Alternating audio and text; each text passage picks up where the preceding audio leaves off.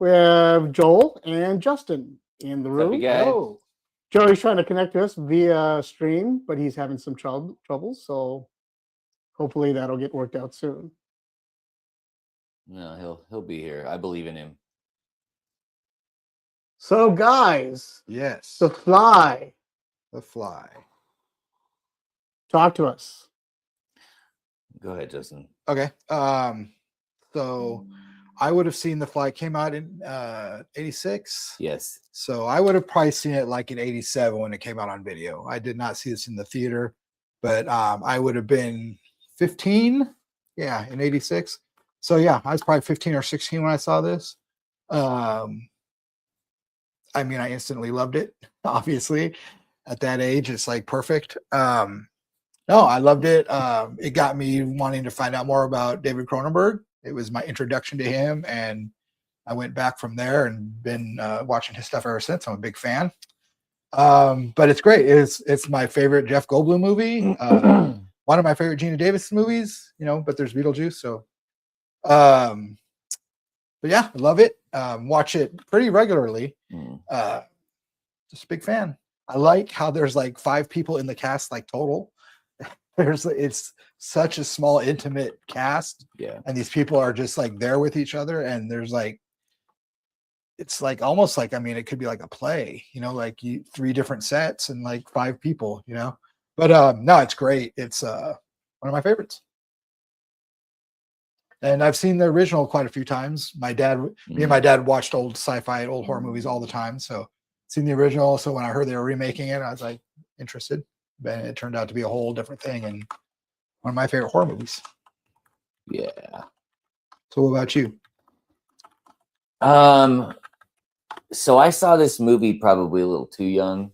I'm not there was maybe a couple different ways that I probably would have seen it.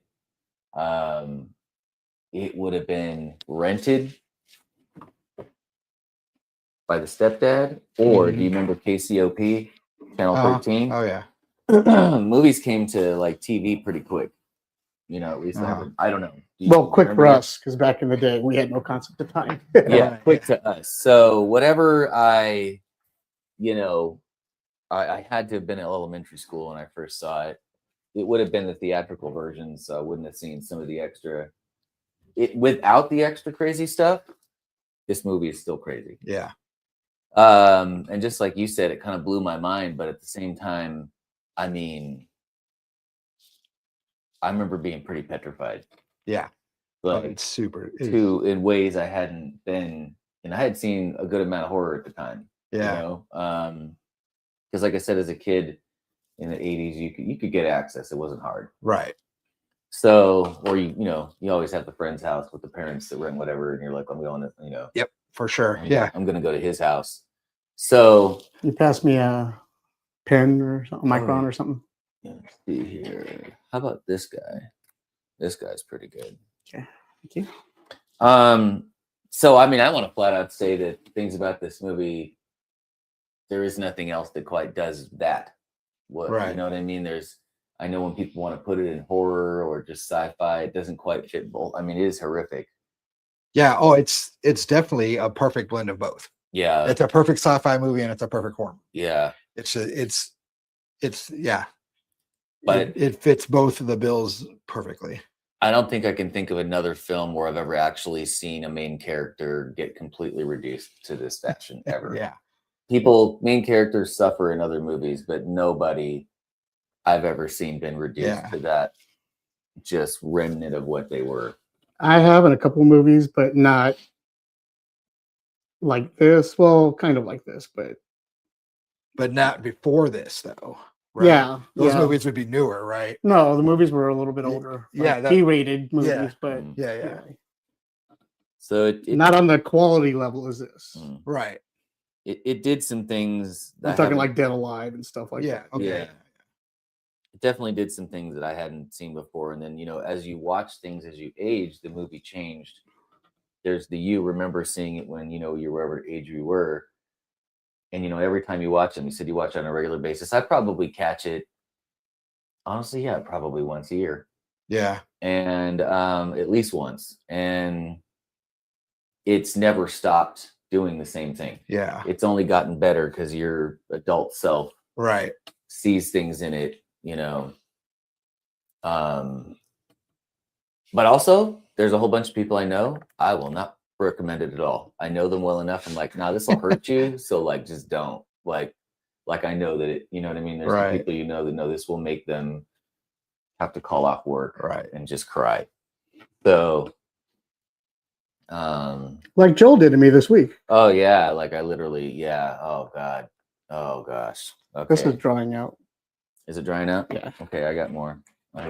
Here, try this puppy because this is thinner. So you can do thin lines first if you want, and then come back and do it darker. So do you want me to tell that little situation? Sure.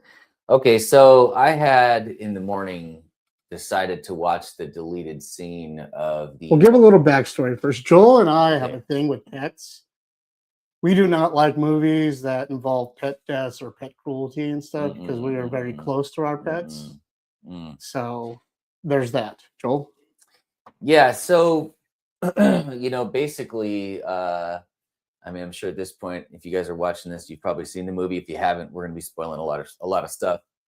There is a situation where a pet, a baboon, ends up being transferred with an alley cat between telepods, the premise of the movie, and out comes the other side, a pretty horrid effing thing.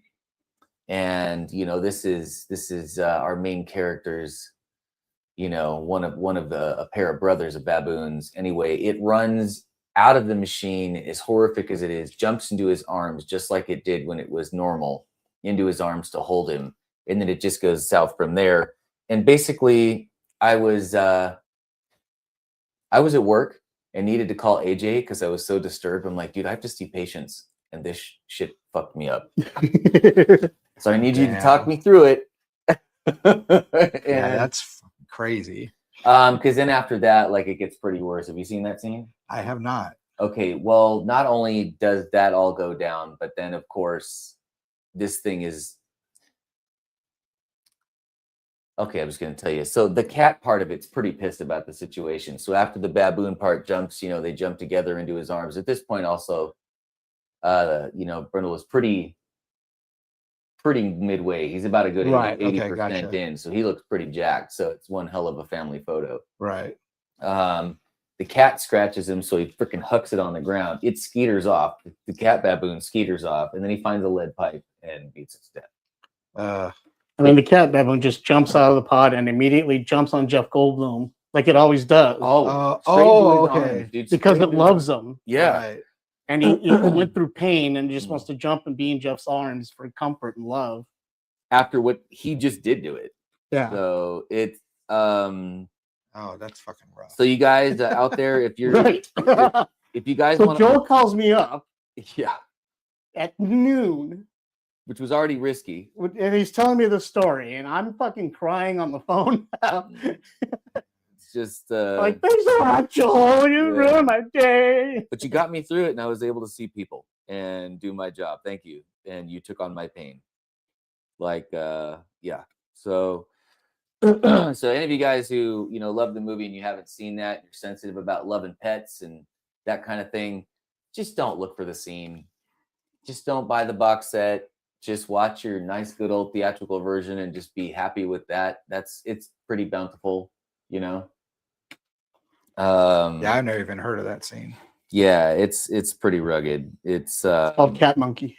Oh, it's no bueno. Yeah, I'm not gonna watch it. Yeah. Want to see some of the images of it? No. Oh. No, dude. I'm especially fucking cat stuff. I can't handle that.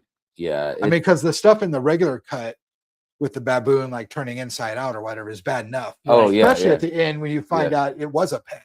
Yeah. Because he's talking to his brother like a pet. Yeah. At first you think, what, baboon is a weird like you go down to the buy them like feeder mice for where you get these I don't know where you get. But I mean baboons. It's not just like little monkeys. But anyway. Anybody got a ruler?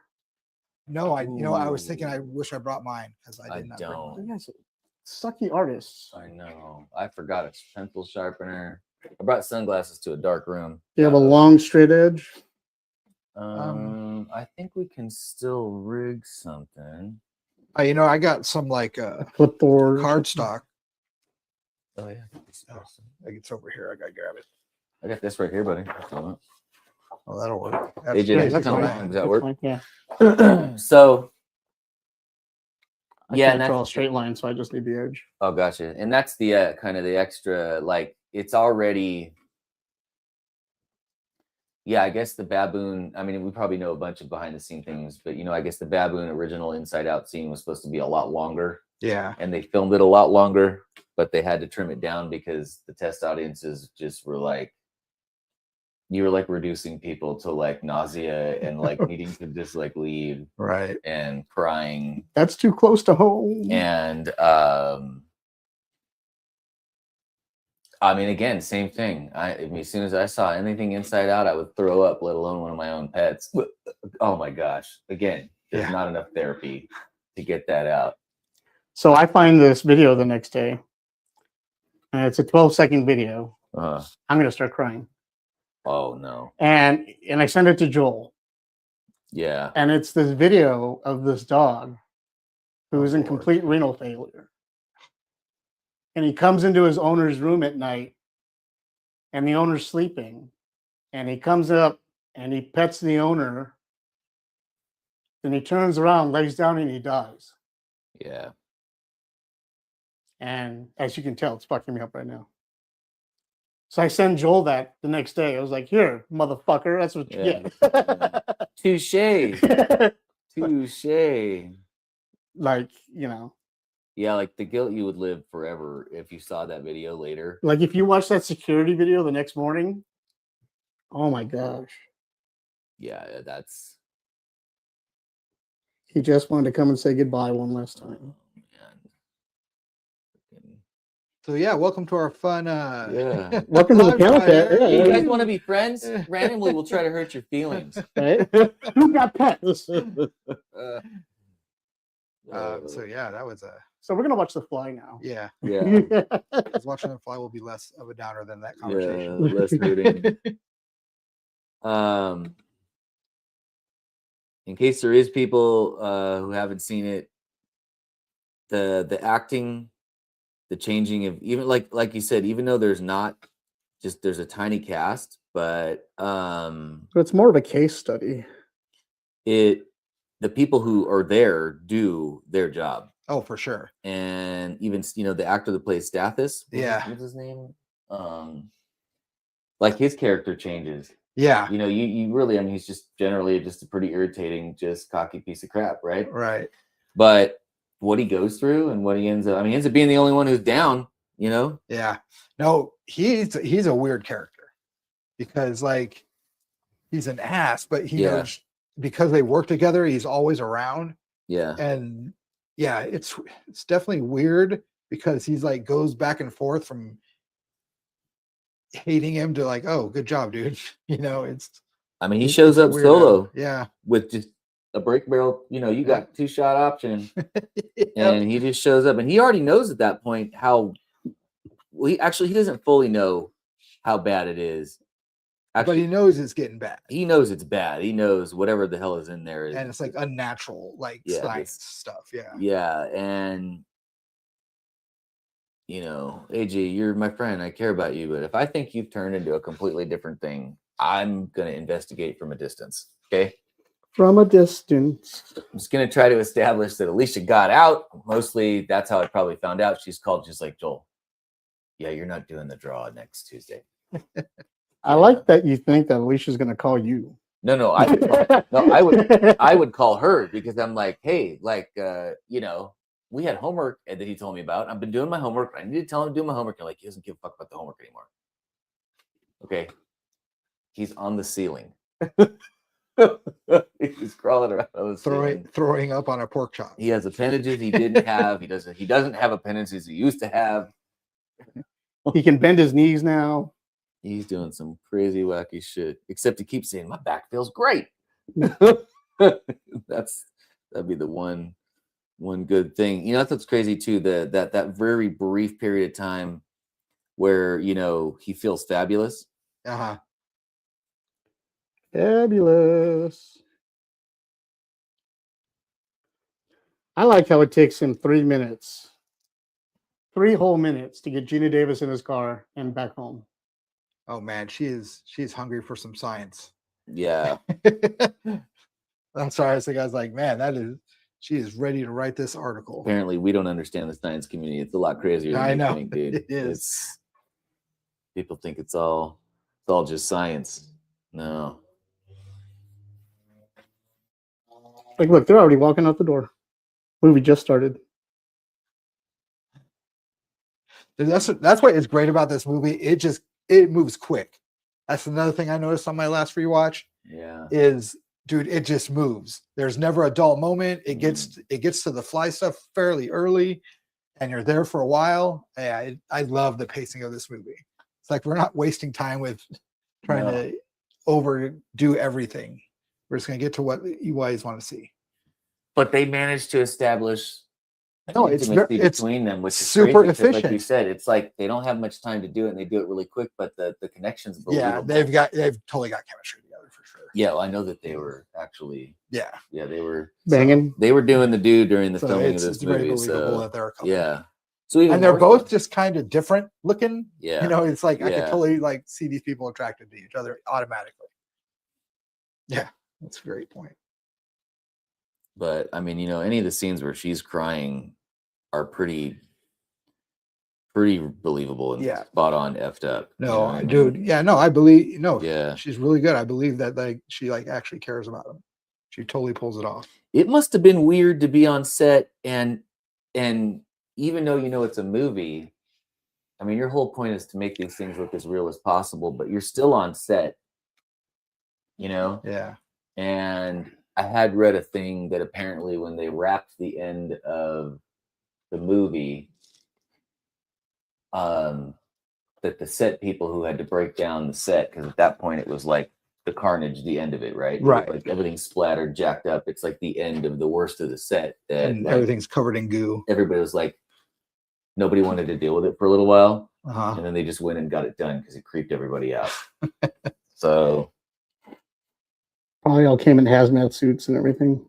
Yeah, I mean, that's also, I mean, it holds up now. Oh, it does. I know there's a lot of those videos where people, the response videos to people who haven't seen stuff. And every time I guarantee you, people are like, oh, whatever, dude, 1986. And then at the end, they're just like oh, I need an ice cream. I need mom. Remember when everybody in the 80s had a warehouse? Yeah. Yeah, dude. Yep.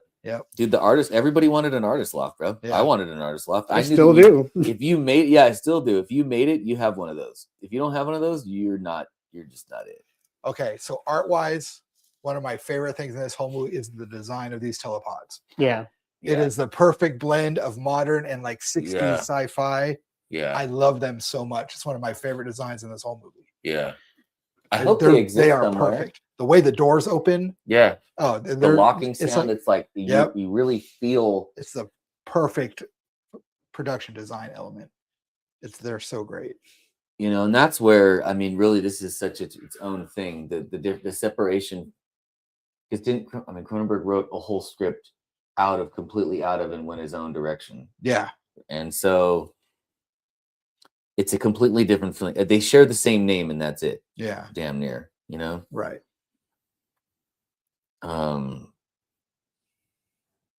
Like I said, hopefully those telepods exist somewhere and they didn't just get destroyed. Right. I feel like somebody would have had the sense not to do that. Right.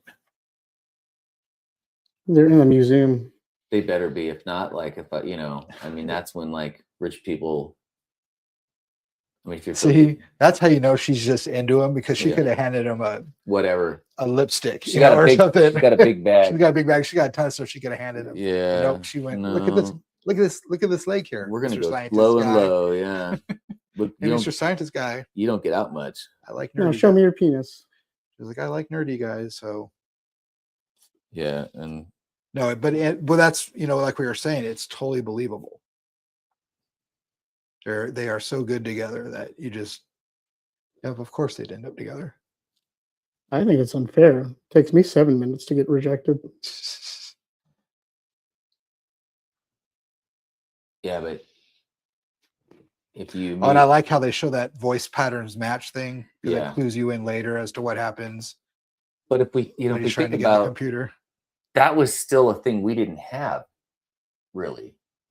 I'm sure some sectors of technology had it, but voice recognition wasn't a thing. Right? No. In '86, Right. So that's definitely technology. It was different. It was because they had Knight Rider back then.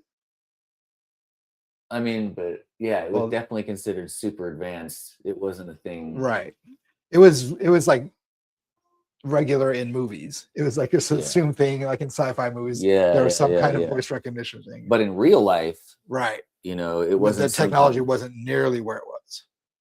Well, it's just like everything. Every sci-fi movie is responsible for the advance of technology. People that like cell phones and the Star Trek thing, and just tablets and automatic doors, and dude, actually it's just because we all got lazy. You just need to make me that fucking replicator. Well, that's what it is. It's like we need to make machines that make life easier for us, and then because we're all heading toward Wall-E. Wall-E, yep, 100%. Yeah. Wall-E. But if I can just go Earl Grey, hot, and have, yeah. Also, nobody talks about where all the dishes go from that damn replicator on the ship. Like, if everybody's just ordering whatever the hell they want, we're stacking dishes up, dude. You stick it back in and it somehow sucks it back, or what? I don't know. Yeah, I'm sure there's a big conversation about this. Well, I'm sure they have a you must empty your plate. Just breaks down the matter into whatever they use to make that stuff in the first place. Yeah, it's we just accept it, and I've always just accepted it. Yeah, sweet, no, that works. Ooh, I'm eating somebody's waste. Whatever the hell's going on, we got some Soylent Green going on the Enterprise. We're like, this has taken a dark turn. Dude, our conversations keep getting super dark. Wonder what that's all about. What happened to Worf? He tastes wonderful. Oh no.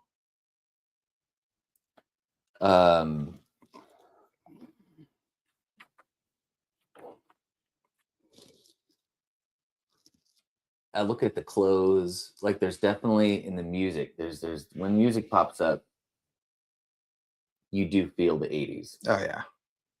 But besides that, the rest of it you can kind of, I thought it was the real tapes that gave you that feeling. Yeah, absolutely. Yeah, nice. But other than that, I have a Sharpie. It's clear enough, and there you go. Yeah, yours is sharper than mine. But other than that, I mean, if somebody watches it, because like you said, it doesn't really move around to a lot of places. Really, right. The bar is only the real big. Yeah, it's like this place and the bar and her office. Yeah, but other than that, it's pliable to now. Right. So if you watch it, somebody watch it for the first time now, I don't think they really aren't going to have the same feeling. It's not a super like culture shock. You can tell it's 80s, but it's not like beating you over the head with it. Especially it almost, dude, it's so good looking. It looks like a movie made now that was made to look like it was made in the 80s. Yeah. Because that's how good it looks. So if you're an 18-year-old kid and you watch this now and you have no fucking idea who any of these people are, you don't realize that this is not them now. Right. They're much older. But if you don't tell someone, they're just like, oh yeah, okay. Yeah.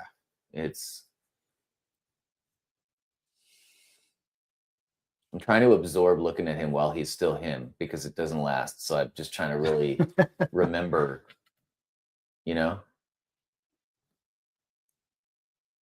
Hey guys, we could probably still have that loft art place, but we'd have to all go in on it and get like 10 other people.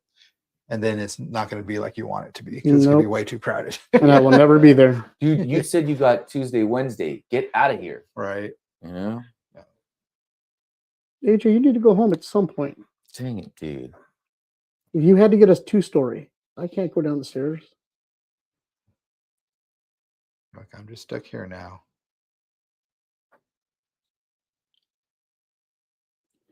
Might be time to show everybody what we're working on.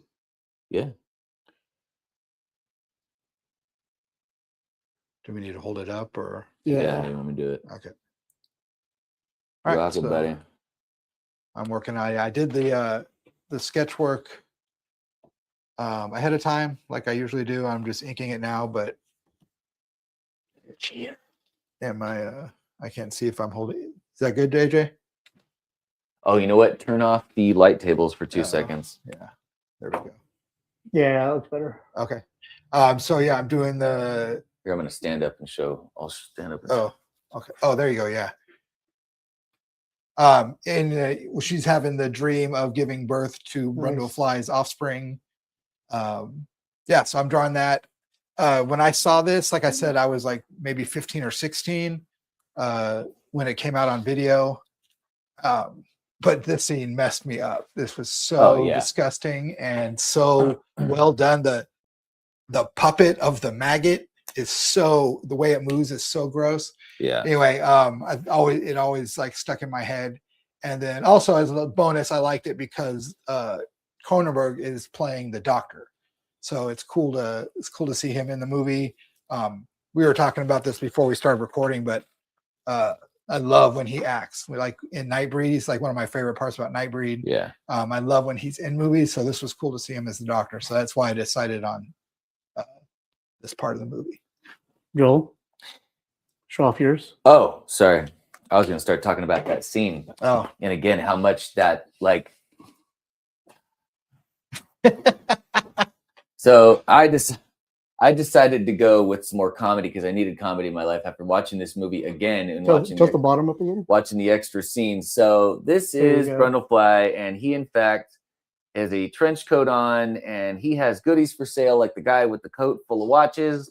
He's got all of his parts. We're not going to zoom too far into that, but there's a lot of his parts that were in the medicine cabinet in here available. Together, we're all going to work on putting what's going to go up in the caption, what he's going to say.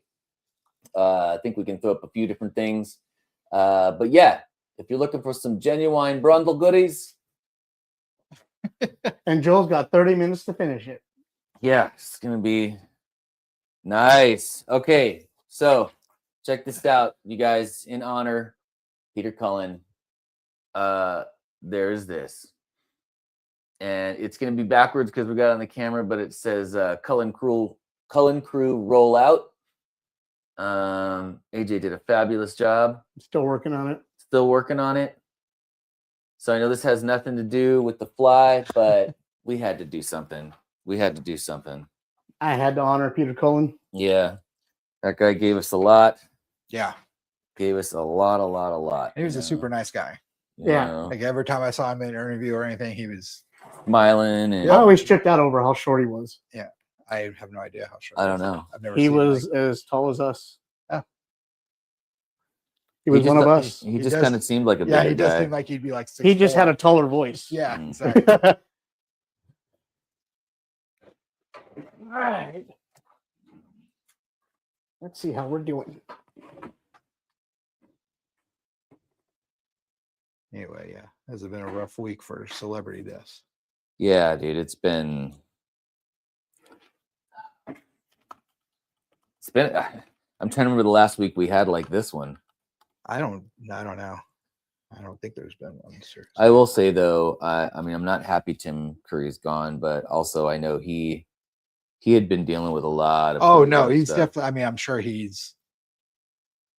Last time I saw him in person, he was in a wheelchair. Yeah, so. Yeah. Well, I know it had gotten a lot worse, and he couldn't talk anymore, but. So for that, I'm gonna say, I'm glad he's not in pain anymore. So. But it is rough. So that's 4. Who else? There was, sadly, we lost Dolly. Yeah. Somebody else passed away yesterday. I can't remember who it was.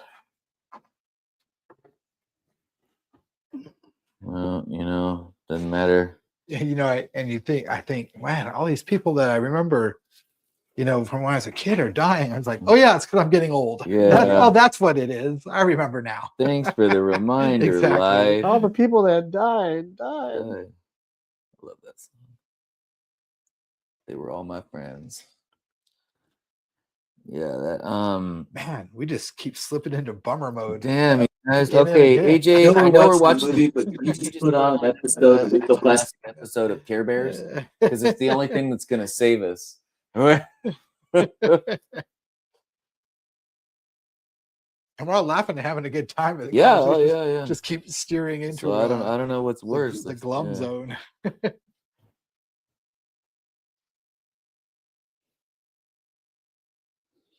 They're Yeah. all my friends. And they died. Yeah, it's a good song. Can't help it. This week has been such a bum week. We've lost so many. Yeah. And we've lost everybody in every genre. Right. And that's what hurts. It's not like we lost some people in country music and that was it. That maybe like we could mourn, but it didn't affect us as much. But no, we lost prominent figures in every genre that affect all of us. Yeah. And they were bigger than just the thing they did. Right. Yeah. You know what I mean? Like they were icons. Yeah. It's I don't know. There's people that there's not going to be another one of them. Yeah. Like or anybody even close. You know, so but hey, we got to enjoy a lot of years. There's generations that are only going to know people through just hearing, Yeah. and won't actually have any real appreciation or, it's still a fucking bummer though. Oh. All right. So you got those Care Bears queued up? Oh, look at the bamboo getting teleported. Jesus. Fucker. Just you guys know, if you see me just busy drawing, it's mostly because I refuse to look at the screen. Oh, damn it. And like Justin says, like this scene, should have had some even. I mean, you could tell Goldblum's definitely like, oh, this was not,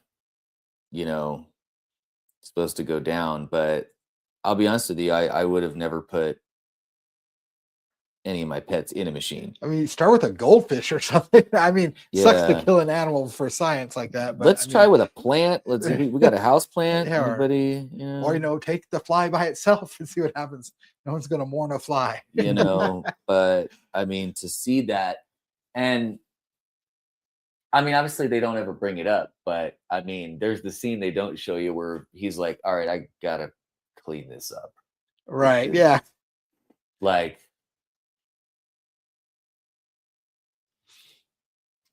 yeah. It looks like he has Tourette's there. Fuck my noise. So obviously he's pretty upset. His experiment's not going the way it should, but I'd like to believe, because I think his character is carrying that, a good portion. Obviously, he's also quietly dealing with what he did. Right. No, I get that. Yeah. Yeah, I hope so, because. But yeah, it's just crazy that was, that was a long time before, like, they were like even people looking into like what science was doing to animals. Yeah. You know what I mean? So yeah. There was no PETA. Right. Mm-hmm. Well, I think there was, no but they bread. didn't have any political power yet.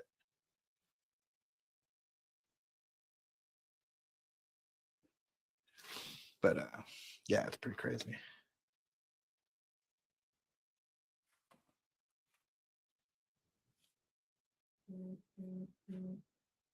I wonder if this was all just sets or if there really was even a loft. They probably didn't film in the warehouse. No, they filmed on a lot. They did film on. Yeah, because I think it was built because I was watching some behind the scenes stuff when they had him walking on the walls and stuff. Yeah. They built that room in a giant pipe. Ooh. And so they could roll it. They could roll it. Turn it. Yeah. It was crazy looking when they're doing the practical effects for it. But yeah, they would turn the room and he would like move along as it turned. It looked like he was crawling up the walls and stuff. But it was just a giant pipe, dude, and they had it rolling with the whole room in that pipe, and they filmed it. It was rolling. Oh, that's disgusting. rolling. Just had to fucking do it, didn't he? It's okay. It was there. Damn, now I'm hungry. Okay. So, you know what's hilarious is that, you know, when you said how hungry you were, right at that moment, I did realize I was hungry too, but it's at the same moment that I happened to be inking one of Brendel's appendages, Mm. and it's not his ear. Right when you said that. Yeah, we for some cock. How would you guys do? Imagine just trying to slowly, like, how do you even get your brain around that happening to you? I don't know. I don't know. You go crazy, dude. Yeah. Yeah, there's no way To handle that. no. Well, he does such a good job, Of showing, yeah. dude. Like under all that makeup, when he's doing all those like facial Yeah. movements and those ticks and stuff, Yeah. he's got a very expressive face, and well, you know, everyone loves Jeff Goldblum. Yeah. He's fucking awesome. He's always awesome. Even in stupid movies, he's awesome. Even in Thor. Dude, he was great in Thor. Yeah. He was so good. Yeah. I'm really sad that wasn't the show about where he plays Zeus. Yeah, that got canceled. Yeah, I was sad they canceled that because that was really good. Mercy or something like that. He played Zeus, and then there was a bunch of people that played the other gods, and they were in a retirement home. Yeah. It's pretty good. It's a bummer. I guess it just didn't. I guess it wasn't good enough to enough people. Just sad because Apple shows are really good. Yeah. Dude, there's just too many good shows for one thing. Yeah. There's just like so much stuff. Like my wife watches more TV than I do, and she'll be watching songs like a Pluribus show. Have you guys watched that? Oh yeah, dude. Show was so good, and I was like, it's just some random thing she started watching. I was like, this is like we had that for amazing. homework. Yeah, it's that show. Did nuts, we? Yeah. Oh, we did, huh? It's nuts. Yep, Okay. Joey assigned it. Yeah, it's Yeah. pretty. And it's its own really truly unique thing. Right, because that's the first thing that I said is like, wow, every time I think I know where they're going with this, it's completely different than I thought. But yeah, there's just so many shows like that are just like super like, you know, oh, I never even heard of this, and it's like brilliant. That's why it's been so easy to find homework lately. Right. Telling you that movie Motor City is awesome. Oh yeah, I'm gonna get on it somehow. Dude, I believe you. Every time you send me stuff, I just don't have the time. It's so much good stuff. It's like I still haven't watched the new season of Vox Machina. You remember there was a while back, AJ, where I got sick and I had to actually go to the ER. Mm-hmm. Let me tell you, as bad as I was sick, I got to watch a lot of stuff. And so part of me didn't totally hate the 2 weeks I was stuck at home. Even though I was sick as a dog, I was like, but I can watch some stuff. Right. So I can totally see. I get that. This is what you have to do as an adult. You got to get sick for a while so you can catch up on all your crap. Yeah,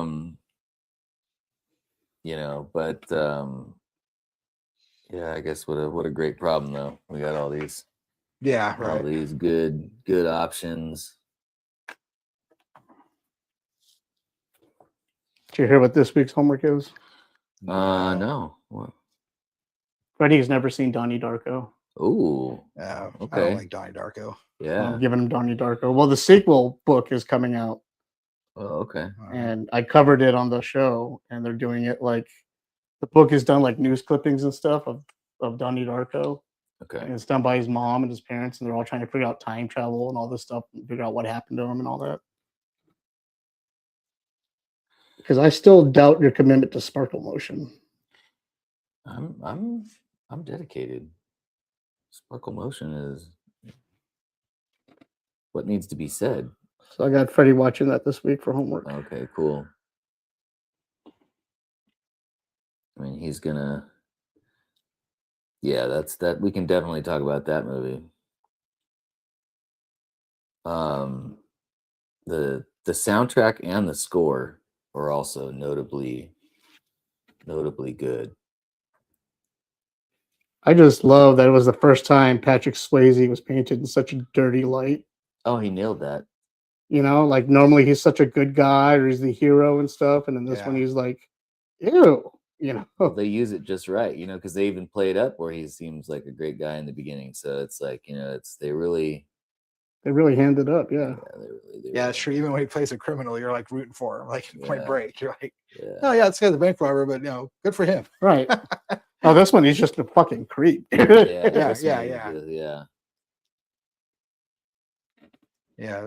It was different for him because, like you said, even when he's a criminal, you like him. So it has to be super creepy to be a creep.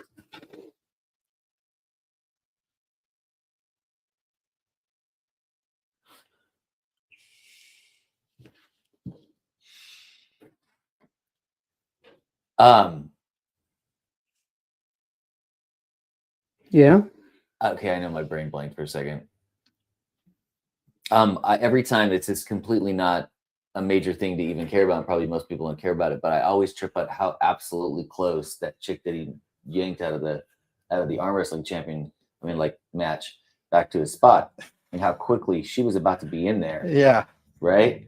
And yeah, that scene is nuts. What if there was an alternate scene where they filmed that happening and then she comes out the other side somehow and I don't know. Oh, right.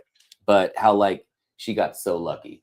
Yeah. Gina Davis showed up and was like, that chick would never even know that she could have been all kinds of messed up. She has no idea. Yeah. And then that's where she gets to say the line, "No, be afraid. Be very afraid." Very afraid. Yeah. Yep. Yeah. Everything is perfectly paced in this movie and lined up and perfect. I did the lettering wrong. What's that? I did the lettering wrong. I did it with a Sharpie instead of with the regular. Don't worry about it. We can always. That's always workable. We can always fix it in post. Yeah, dude. Hey, you guys out there, we're just gonna go ahead and do a public service announcement. If you don't have a $16 light table and you're an artist from Amazon, then you need one. The next $16, I think I've seen them as cheap as $15. Yeah. Just remove a lot of stress from your life. Try the very cheap light table. Never worry about ruining things again. Yeah. And unless you're not an artist, then you can't redraw on the fly. Maybe not on the fly, but I'll tell you what, But then the thing is, what I love about it is inking on it is I don't ruin my original if I fuck up. Yeah. So that's what I use a light table for absolutely everything because it just gives you that freedom to not stress and just do your thing. Yeah. And this sketch here, the original sketch of this, that's probably 3 different rounds of me doing the sketch. Yeah. On a light table. Yeah. But that's why I like building up from super rough and then going in stages, and the light table is perfect for that. Then I'll do my inks on it, and if I get super crazy, I'll do colors on a third one. But no, I love having all my original sketches still after inking, and I do everything on light table. So that's why I'm slow though. Are you sure there's no more shading going on his face on the helmet or anything?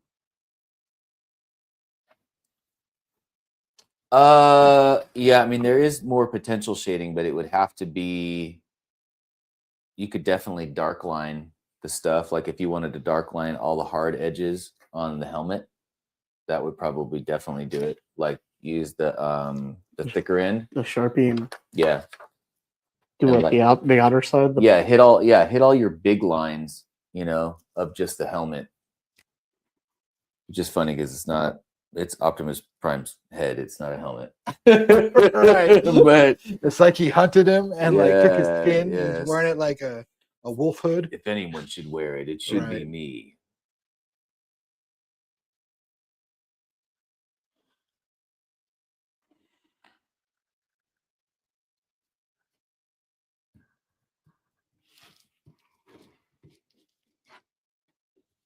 I think it's also, even though because it's not the focus of the movie, but again, kind of going back to the fact that had it just been inanimate objects, he had actually succeeded and everything was good. Oh, for sure. Dude, that would revolutionize the world of shipping. Yeah. You know what I mean? It's like... So it'd be Star Trek times. I mean, except for the fact that the flag, it was a catastrophe for him, but the technology did work. Right. 100%. So... And you wouldn't even have to worry about, Okay, say we're never doing biological stuff ever. Okay, great, fine. Just ship all these dry goods that get shipped and like food to countries that wouldn't spoil because it takes so long to get there. And yeah, just don't forget. Yeah, no. At that point, you let somebody else worry about the life shit. Well, yeah, or yeah, you farm. I did the science. I did the science of teleportation. If you want to teleport life shit, that's on you. Right. Yeah. Exactly. That's what we're saying. Yeah. I did everything else. Yeah, you invented this. Yeah, you invented a technology that's going to change the world, and I'm done messing with the. I'll let somebody else worry about the moral quandaries of figuring out if we should put living things in this. I'm done. Yeah. Which invariably every technology gets abused. In the meantime, give me my money. I'm out. Right. But it wouldn't be science fiction if brilliant technology wasn't being abused. Yeah. Yep, absolutely. So I don't know though. So in Weird Science, they made Kelly LeBrock. So, but they abused it. They abused it and made a missile in their house. They did. They did. It comes down to abusing science because of man's greed. I got way more. No, it's all about getting laid. Well, and here's the thing: they were greedy for friends. As much as I didn't say greedy for money; they were greedy to like be popular. As much as he was a jerk for like, so they could get laid. But did Chet really deserve to get turned into that?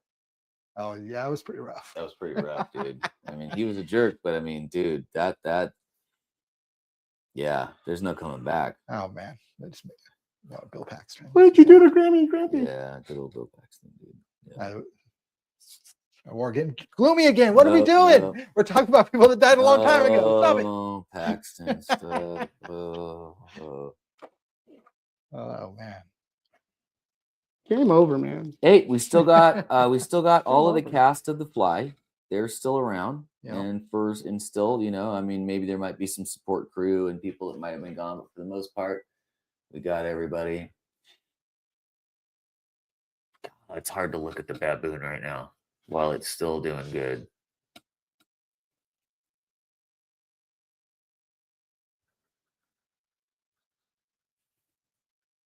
So apparently there's a story that one of the baboons, it was really only still just the same baboon. I think they only had one. Oh, that makes sense. Yeah.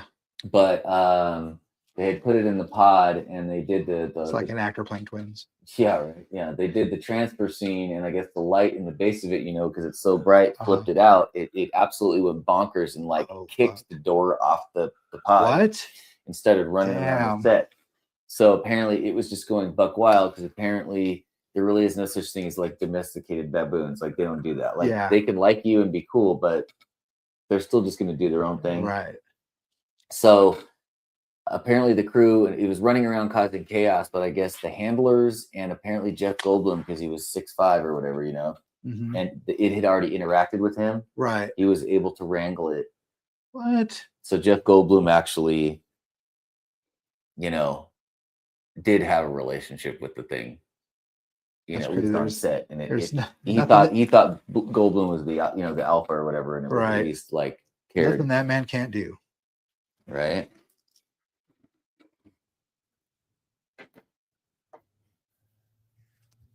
It's crazy, right there.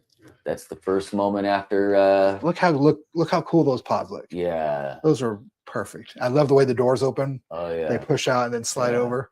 They're absolutely perfect, but you would never get me into a thing like that.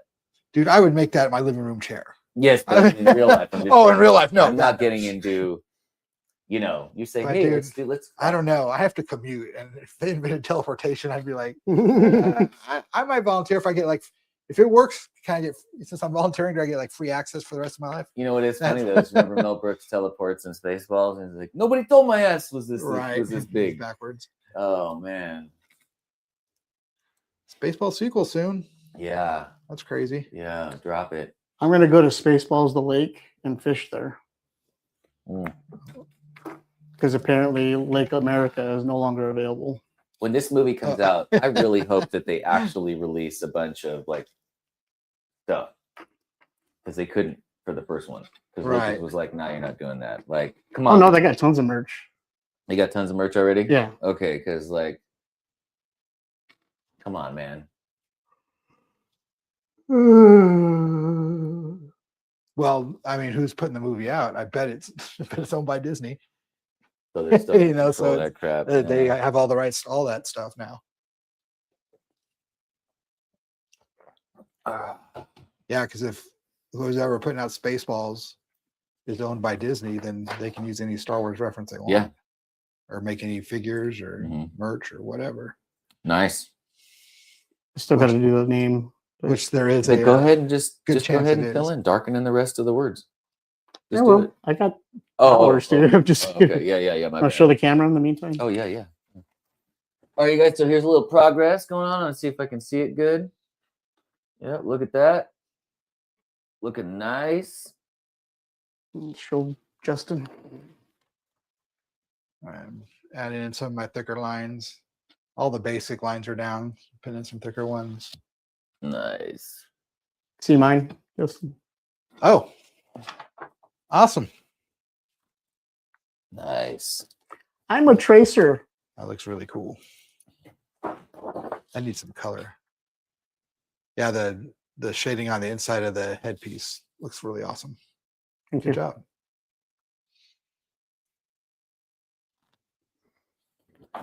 Everything's coming along pretty. Yeah. And we have a like. Oh, yeah. AJ, what's your address again? I'm not going to give it out while we're on air. Oh, yeah. Just type it in there. I thought you were joking. I was like, this is a the weird, secret layer. No one must know. this is a weird joke. AJ actually puts hoods on us when we get in a van. We always meet at the same 7-Eleven, and luckily Justin and I aren't like particularly claustrophobic, but it's been hot lately, so The van's a rough ride. yeah, it's a rough ride. Ew, they're gonna have fly sex. No, happy to. They're for us. He's not allowed in this house without them. Mm. My go-to snack candy. Take Hey, movies. now I love how she has Bride of Frankenstein here. Goldblum Yeah. got with the girl from the bar.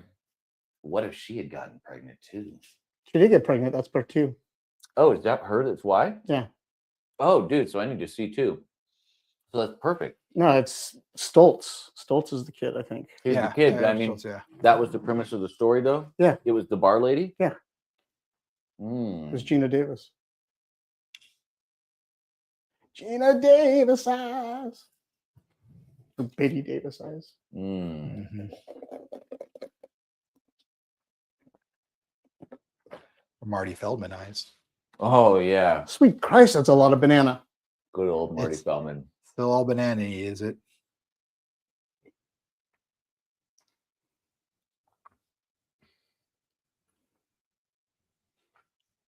Yeah, so you guys aren't seeing,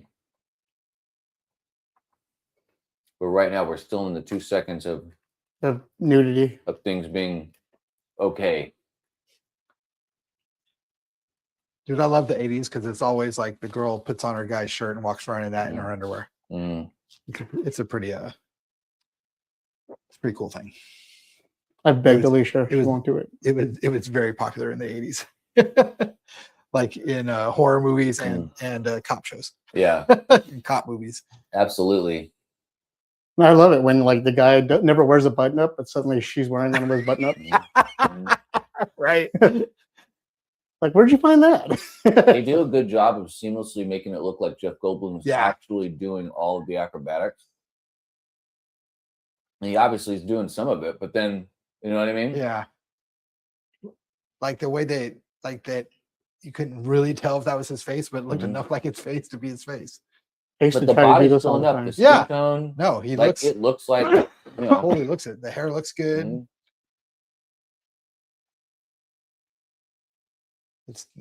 Yeah, that's how Cronenberg is. He makes this ridiculous stuff just seem super feasible. He does the best effects. It's so great. Miriam is where the monsters live. Want some? Want some?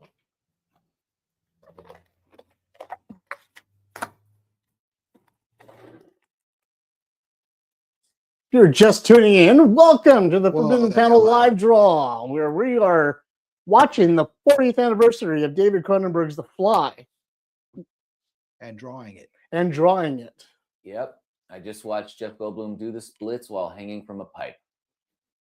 Also, I do want to let you guys know, I love the scene where he's doing the work on the pipes, but also it's so funny how absolutely convenient there's perfectly placed pipes. Right. But they do show a lot of other stuff in the room, so it looks feasible. It's not like it's totally ridiculous, but No, also that's exactly what I was just saying. David Cronenberg does this ridiculous stuff where you're like, oh, like if you look at this warehouse, there's stuff everywhere. Like when she's walking down the hall, there's like 2 rows of like big sci-fi pipes just going down the wall. There's like 4 big pipes banded together. If you look down another hall, there's Janet Jackson doing Rhythm Nation. Yep. right? They use the same set. Yeah. That's how they made some of their money back. Mm-hmm. Oh no, that was Big Trouble. Same thing. No, because I was like, wait, I remember talking about that. Oh yeah, that was a different movie. But yeah, they made this warehouse. Oh yeah, there would be pipes everywhere like that. Makes sense. Now he does a really good job of the set design. Makes like weird stuff seem. Oh yeah, I can see that. Do you guys know where all of the set stuff did anything get? There's a literal museum, a Brundlefly museum. Okay, so it's like, where is it? I don't know. I know there is. I feel like that's something I got to do. That would be very cool. So you're trying to say we could actually see the real telepods and any of the actual life size. The only problem is I know a lot of the stuff they used in most of our favorite movies, that stuff didn't age well. Well, it's like the foam that they use. Foam, I know that did. Yeah, that all stuff breaks down. I was listening to it's the guy that writes House of the Dragon, the showrunner. Okay. It's him and another guy, but he's actually a huge like original props collector. Like he spends like hundreds of thousands of dollars on a piece. And he has like not the House of the Dragon guy, but the other guy that hosts, he has like the one actual hero version of the gun from Blade Runner. They only made one, and he's got the original like hero version they used on camera.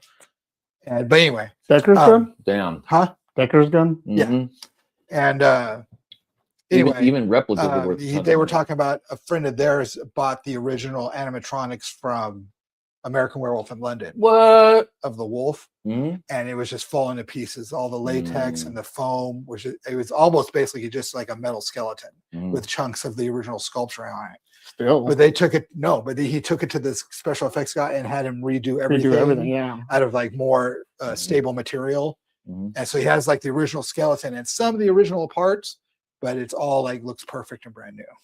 It's like a full restoration, and that's pretty awesome. I would literally have that in my bedroom, so Alicia would wake up and scream every night.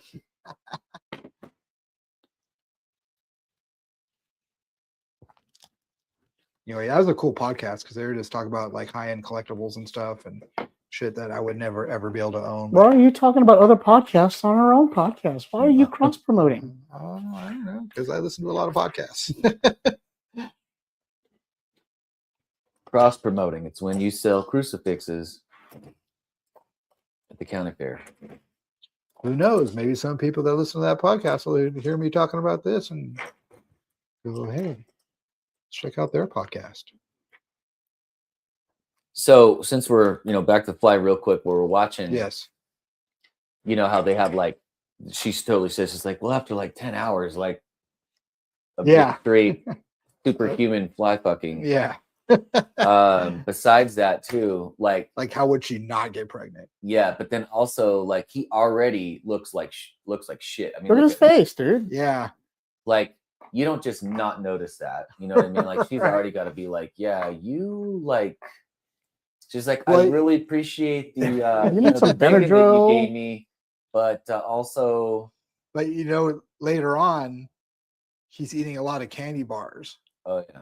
And so he's like, oh, it's just all these candy I've been eating, making me break out. I just, I really like my chocolate, What if while they're having sex, the skin comes off as junk? Right. Oh. And it's inside? Stop. I still want to enjoy this candy. And then she's like, I didn't think you were wearing a condom. Thanks, AJ. Pretty gross. And at the very same time, I immediately got to see Jeff Goldblum's ass in those underwear, and I wasn't really hoping, like, I wasn't looking for it. Same time. You're welcome. Ooh, that click, that sound. Uh-huh. You guys can't hear it, but the sound. They go right to Yeah, that. right to the ice cream. When she's clipping his fly hairs off of that area in his back, like they cut like metal wire. Yep. You know? I did a great job on the sound and stuff on that to make you go, oh geez. That you could feel it like give. Speaking of that sound, you watched Stuart last night? When they were doing the cow thing? Oh yeah. Oh dude, that was so gross. Oh my God.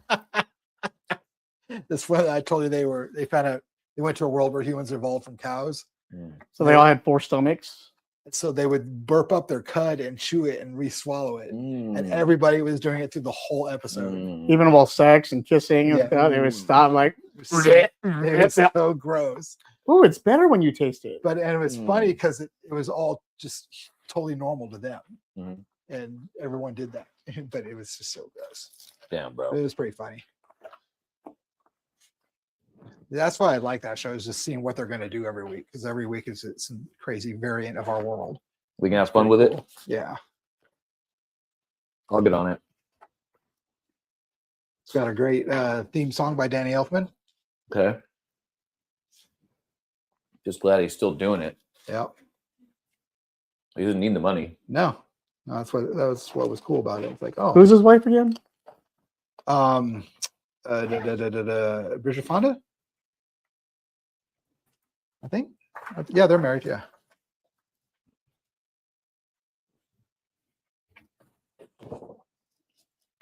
Are you done? No. If you don't do me a solid, hey you guys. So AJ does a good thing. He's archiving our stuff, so he scans our stuff on top of whatever we do with it. So scan it and send it to you. Yeah, scan it to me, and just scan it, and that way we've got the ink, and then I'll pick it up, and then I'll go ahead and paint it. Cool. You want to show everybody before you leave? Yeah. All right, you guys. So there we go. There's the bubble. We're gonna decide what he's saying. But he's lifting that jacket open, and he's got all kinds of Brundle goodies, down to some nice chunky Brundle feet. Good stuff. Knobby hand. Anyway, if you guys got any cash on you, he's wheeling and dealing. Okay. You could just be saying the fly is open. Yeah, the fly is definitely open. So I'm actually going to take a quick picture myself. I want to take a picture of what AJ did.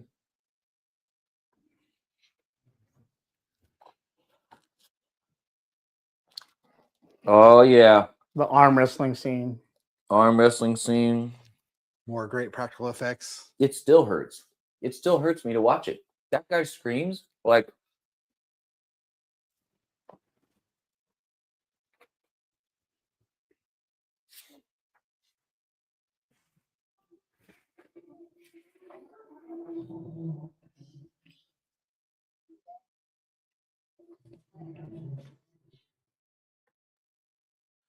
Oh.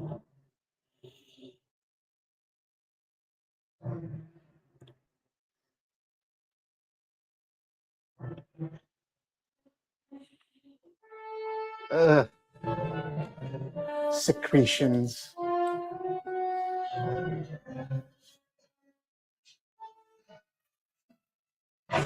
Ah!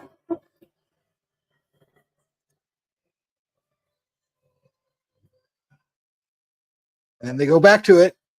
Great. Love it.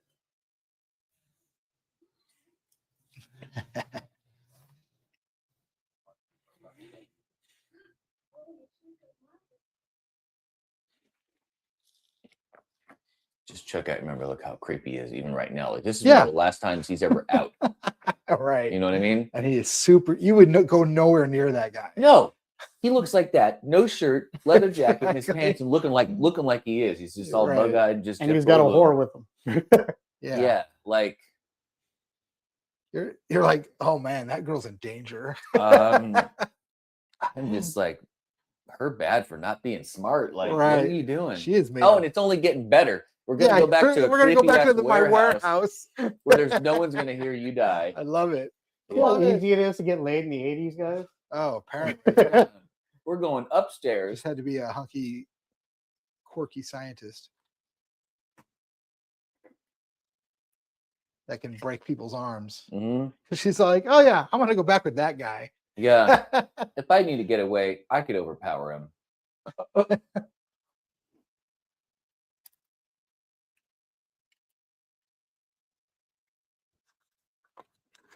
Shouldn't you be leaving? I'm trying to soak up every last second. I thought I'm trying to get you out of here. Joel's leaving us. Where are you going, Joel? I'm gonna go see Muse in Chula Vista. Right on. Buddy, I'll leave this. Yeah. So what does the VIP thing consist of? I don't know. Oh, okay. I think it's a special bar area and some extra snacks and goodies. That's cool. Like to watch the show from, or I guess you get to be there earlier. You get to have like your own backstage. Yeah, you get something. That should be fun. I always forget. Sorry to tap you in the back and remind you. I always forget that he goes back and does it again just for funsies. Yeah. Well, because he thinks it makes him stronger every time. Yeah. So if you think about it, it's like he's even further grinding his cells. Yeah, exactly. Yeah. Like it's even freaking worse, dude. Like it probably accelerated it, right? I could totally see that. Ass cheeks. Yeah. Damn.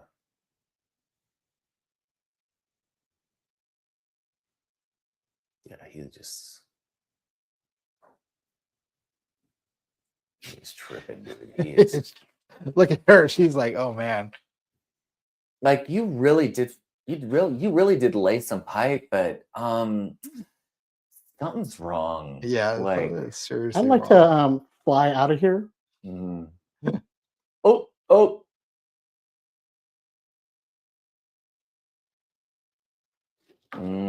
Yeah, he's starting to hurt.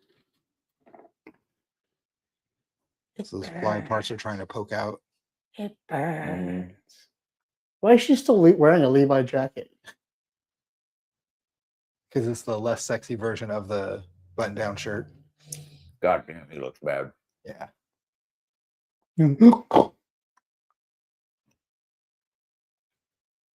Like right now, if someone you knew started looking like that, you'd be like, oh, steroids. We'd be having an intervention. Yeah. We're not waiting days to do this intervention. We got to get together now. Like right now. But yeah, I guess that's why he doesn't really have. All right, guys. Sorry to run on you. Enjoy. I'm glad I'm missing baboon cat scene, so I don't have to cry again. Where was that in the movie?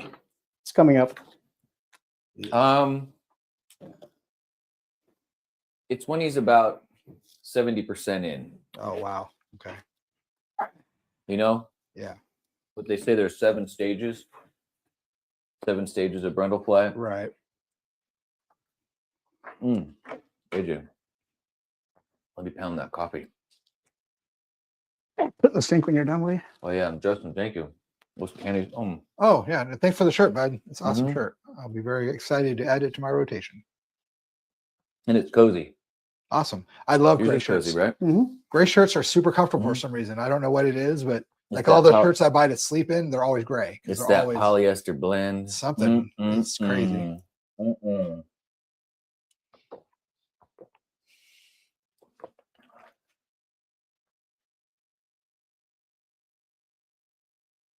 No, dude, you have acne everywhere. Right. And how It's just how amazing real that looks. They Yeah. really look Yeah. like I mean, that looks like wood. like whatever they made that wood out of, it looks perfect. It's woody. Yeah, Yeah. dude. He's got that cool. Look at that dungeon door that slides Yeah. to the side, dude. It's great. The pipes, see, those little pipes I was talking about. Mm-hmm. It's so like crazy and sci-fi. It totally when you see him flinging around on pipes in his apartment or in the. But I mean, flat, you eat it up, it just makes it sense, just Are you right? makes meeting sense. somebody here or something? That way you need my address. Yeah, Kelly's picking me up. Hey, I forgot to tell you, I'm gonna leave my car just Okay. parked over there. It's a 2012 Scion with dents everywhere. No one's gonna touch it. Good. And if they get into it and steal my GI Joe lunchbox, they're just assholes. Okay. Well, we already know that, considering they were all peeping toms while the guy is dealing with his Oh right. stuff. So Oh yeah.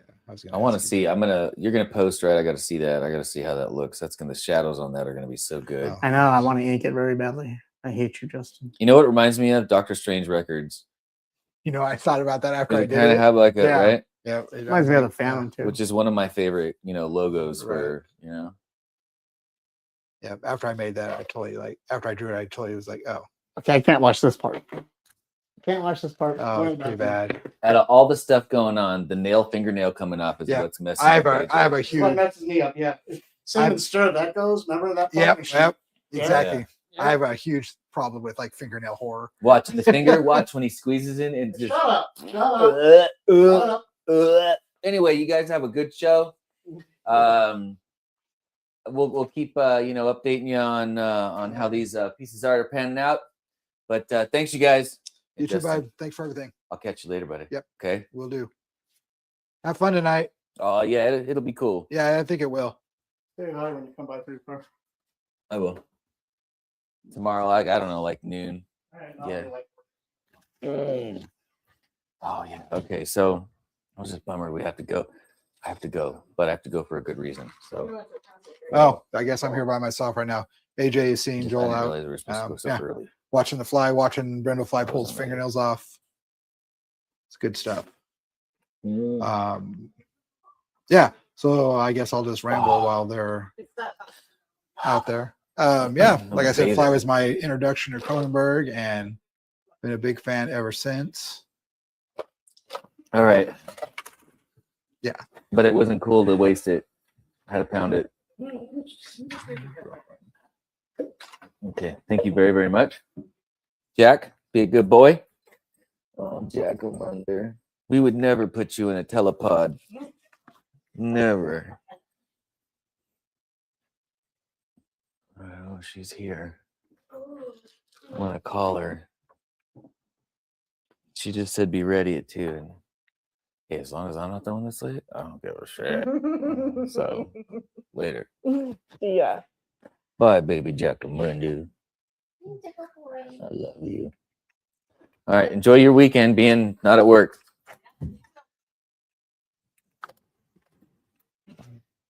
Like I said, this probably wasn't my first rated R movie when I was a kid, but it's probably one of the first 3 to 5 rated R movies I ever saw. Went to the movies a lot, but caught most of the rated R stuff on video. Either my parents were big horror fans, and then obviously all my friends were. So Hey, did you want me to just drive back? most of my watching came from most of my R-rated movies. Or did you already leave? Like the reason I first saw Hellraiser was my parents rented it. Okay, I'm just Watch standing it. outside. It's great.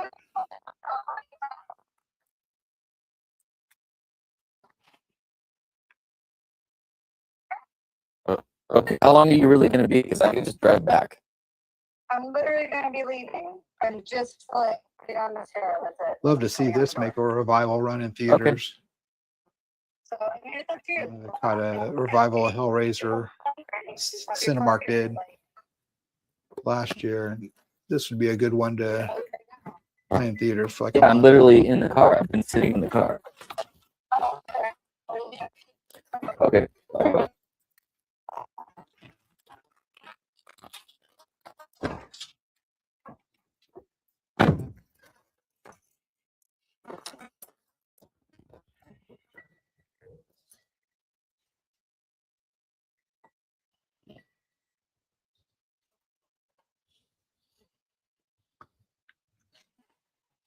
Mike and Ike's.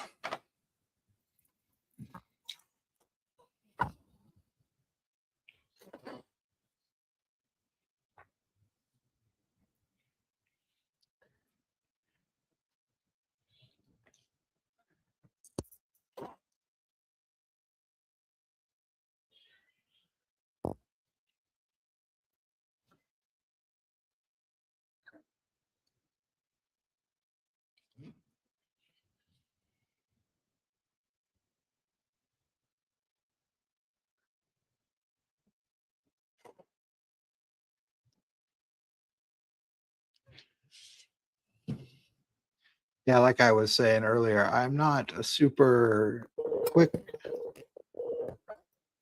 worker when it comes to art.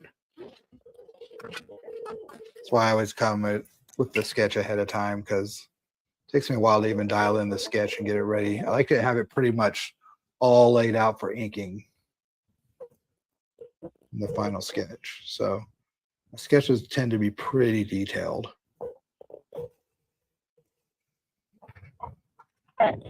Hey, buddy. Mostly that's because that's how I have the most fun inking. Is a very No. laid Yeah. out, not much of a, I guess, improviser. I like to have everything pretty much where it's going to be before I even start. And then, I'll do little things that, switch up. It's not like 100% to the sketch, but I'll either make a mistake and it turns out to be something good, or in the process of inking it, I'll see where I missed something or added too much, and I'll dial it back with some like white ink or something.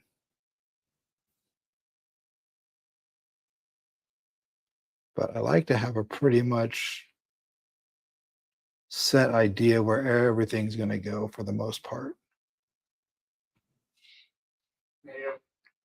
But that's why I have so much fun inking other people's stuff too, because it's so much different than what I normally do. You've been here talking to yourself the whole time. No, I'm talking to the people watching, trying to be a good host. I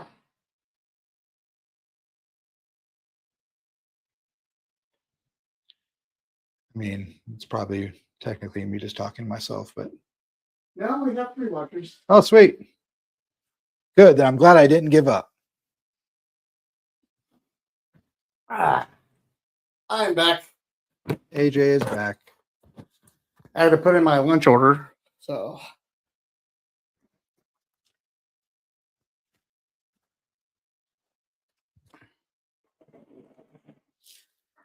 How's it going?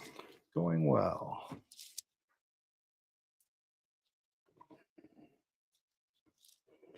I saw this movie. I say a lot of bad things about my childhood because it was pretty rough. But one of the things that was great about it was that my stepdad and I would always go to movies. We always had our movies to do. And he would take me to all these horror movies. And so this was one of them. And we went and saw this in the theater when it first came out. And I loved it. I was all into that stuff. It was the same time like Darkman was coming out and all kind of stuff like that. Ooh, his ear just fell off. So, like, I just immediately was drawn to it. The reclusiveness, the loneliness, and him just falling apart. I just loved it. It was easy to fall into this movie because Cronenberg made it easy. He like invited everybody into this world and then just made it relatable somehow. Yeah. Again, he has a way of making crazy shit relatable. You know what I mean? Yeah. It's amazing. But Well, adding Gina Davis as the human element yeah. was what sealed it for him. Yeah. So I'm going to blind everybody by staring into the briefcase of Marcellus Wallace.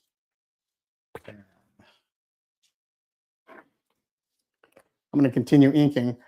I wanted to do a fly thing, but I really wanted to pay homage to Peter Cullen. So I asked Joel to whip me up the Autobot thing. No, that's a totally acceptable diversion from the theme. I support it 100%. So yeah, so he drew this up for me, and I wanted to ink it. So, like, if there would have been more noticed, I would have wanted to change the. Yeah, I would have changed the theme. This would have been a Transformers theme. Yeah. Live draw, but if it would have, even like a couple days, if it would have happened a couple days before, it did. Yeah, but we were already in preset. Yeah. And everything pre-draw. So. No, I think that picture is amazing. I think it's a really cool, be a cool shirt.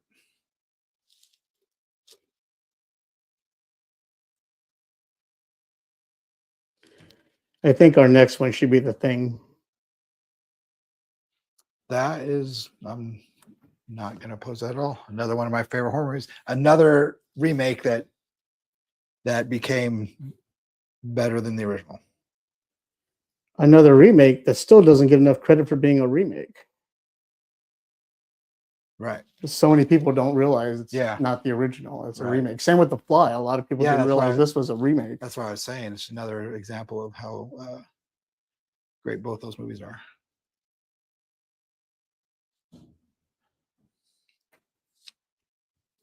And we're talking about the John Carpenter version, not the Right. The sequel, what slash prequel slash whatever it was. whatever that was. Yeah. Like, you know what? We have a dog. Why don't we film the sequel?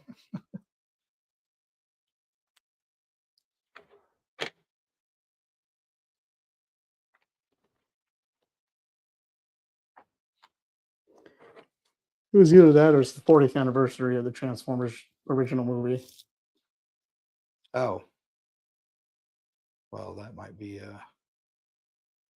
I'm so scared to draw a Transformer. Hmm? I'm so scared to draw a Transformer. Are you? Will it be a challenge? Yeah. Are you saying you're accepting the challenge? If that's going to be the theme, I guess I'm going to have to. Hey, what was that, Justin? So I guess that's going to be the theme. I guess I'm going to have to.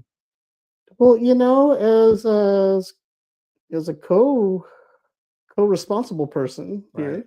Yeah, no, we'll talk about it. It's definitely an idea. But I wouldn't mind drawing Soundwave, let me tell you. we should make a vote.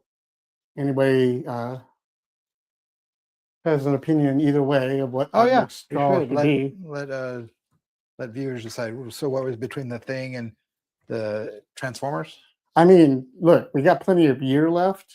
Nothing saying we can't do both at one point in time. Right. Oh yeah, that's true. But what's going to be next? Right.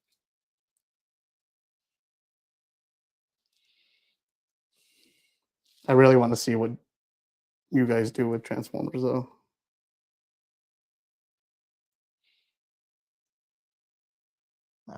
I mean, there has been several times I was going to start a Soundwave picture. I like printed out some reference photos and getting close to starting it. Then something came up and I never did. But I love Soundwave so much. Well, then looks like you'll need to send me a date when you get home. Okay.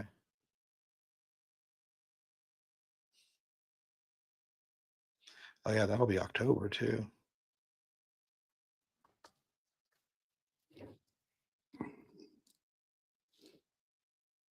Well, we might want to do Transformers after next month.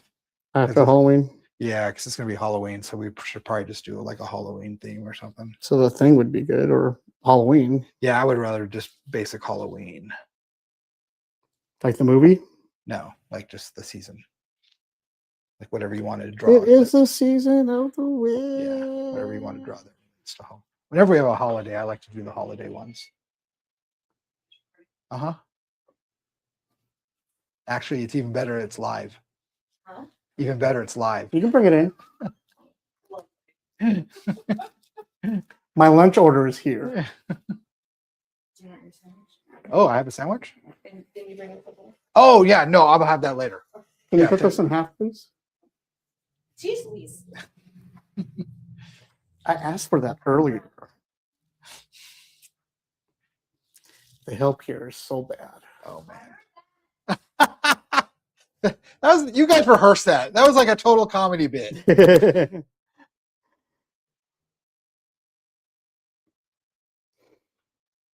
No, that's just why we're married. I know.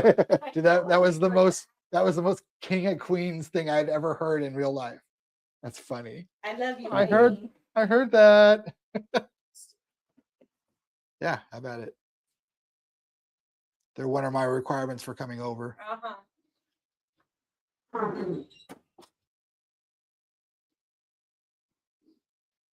I would complain to the manager, but it never gets anywhere. But she does all the hiring.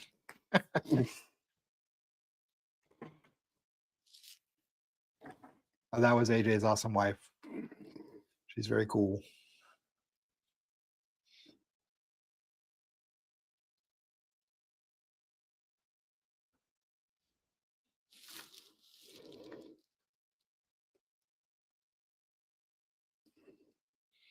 Oh, here comes the scene I'm drawing.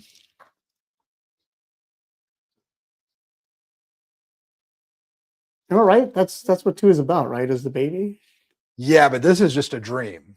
Right. Yeah. Yeah, Eric Stoltz is the kid. Yeah. Yeah. Oh, it's so look at that, dude. Look how well that is done. It's slimy too. I Oh my love that God. part. And the motors they got going on and make it because it's not like a puppet Nope. because you see everything. It's an actual like motorized. So great. So gross.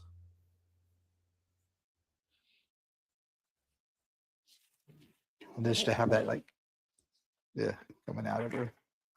It's disgusting.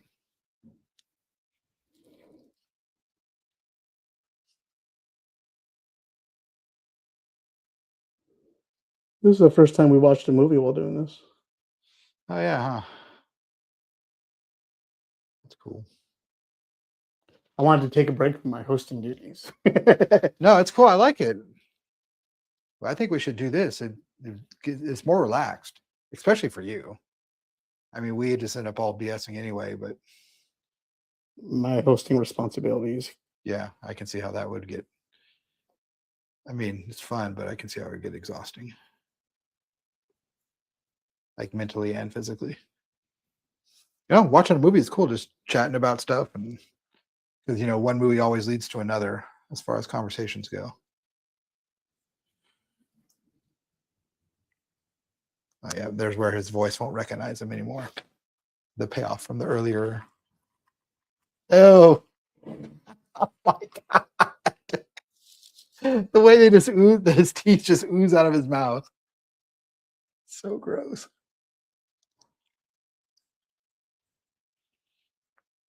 Dude, look at all that makeup and he still has all that facial expression. Fresher. Mm-hmm. Mouthful of Mike and Ike's. You just want to sound like him. Right.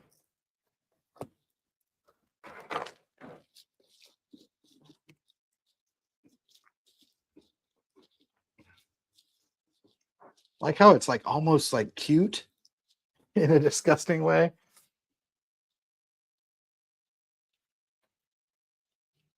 Did a really good job with the creature design.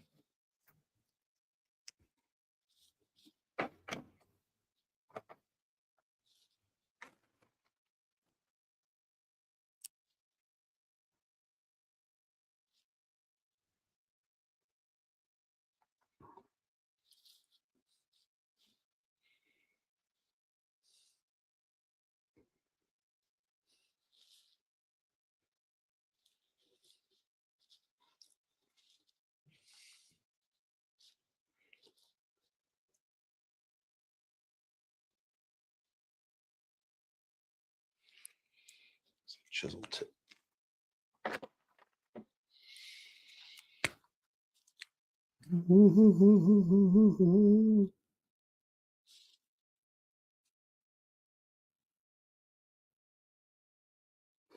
There's going to be a little bit of technical drama for a second. Please forgive me. Not technical drama. Oh, somebody.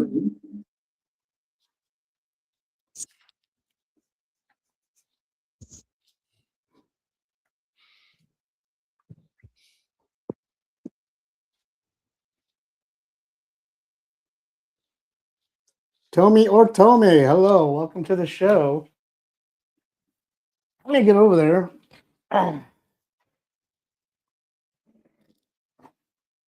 Justin, tell Tommy what we're doing. Oh, we are celebrating the 40th anniversary of the 1986 version of The Fly directed by David Cronenberg. We're doing a little artistic tribute. There was another artist here, but he had to leave for a previous engagement.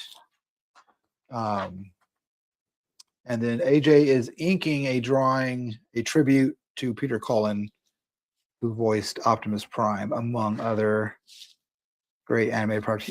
And he was Venger from the D&D cartoon as well. He was the Predator. Yep. And we're watching the movie The Fly. We are watching The Fly while we're drawing from it. Yep. And I'm having a sandwich. And AJ is having a sandwich.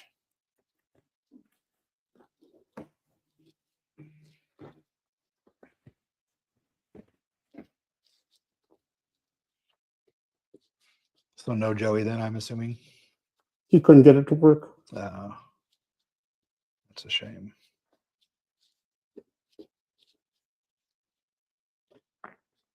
I told him to be in the chat room, but he don't want to do that. Oh, yeah, that's what I did last time. I couldn't make it. It's the next best thing. Mm-hmm. Just sending photos like you did. Mm-hmm.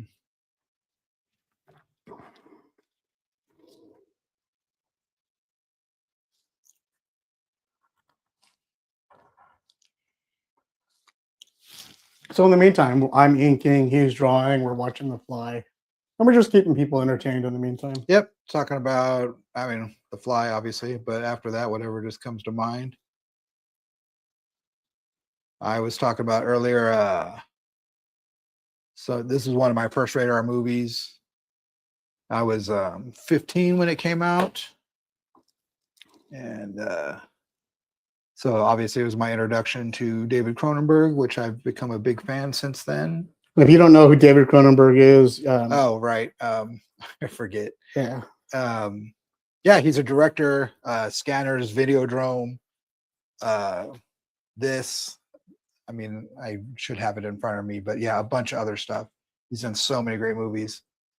So many off the wall, just Really into the whole body horror thing. yeah. His movies really tend to conglomerate around that. He's one of the Body dysmorphia. yeah, he's one of the changing, originators of that type of horror movie, and one of the best makers of that stuff. We were saying earlier, for those like just starting, he has a really good way of making the bizarre and ridiculous stuff seem plausible in the worlds he creates. If you watch The Fly, you'll see that just some crazy stuff happens, but like in the world he created, you're like, oh yeah, I can totally see that happening. And like it's feasible. right. And he just does that with all his movies, really. And he makes the absurd very believable. Yeah, it's why he's one of my favorites. He's a Canadian director. He's also very cool when he's in movies. He was the bad guy, the main villain in Nightbreed, Clive Barker's movie. And he was one of my favorite things about that movie. He played Dr. Decker, Dr. Philip Decker. And I don't want to spoil anything if you haven't seen it, but if you have seen it, you know he's awesome in it. Nightbreed being one of my favorite horror movies of all Yep. time. Yeah. I used to have a skateboard crew. We called us the Nightbreed Skateboard Association. Nice. Mostly because we like to skate at night Right. in the movie. But, you know, Oh yeah, when the Nightbreed anniversary comes up, we totally need to do a show for that. I'll have to look into that, see when that is. I thought it passed already. Well, I mean, it doesn't have to be an even number. Welcome to the 17th and a half anniversary. You know, even like, yeah, 17th. You know, who knows? 21st. I don't remember when it came out. 90, late 80s, early 90s. I don't remember. Time is not a concept I can grasp anymore.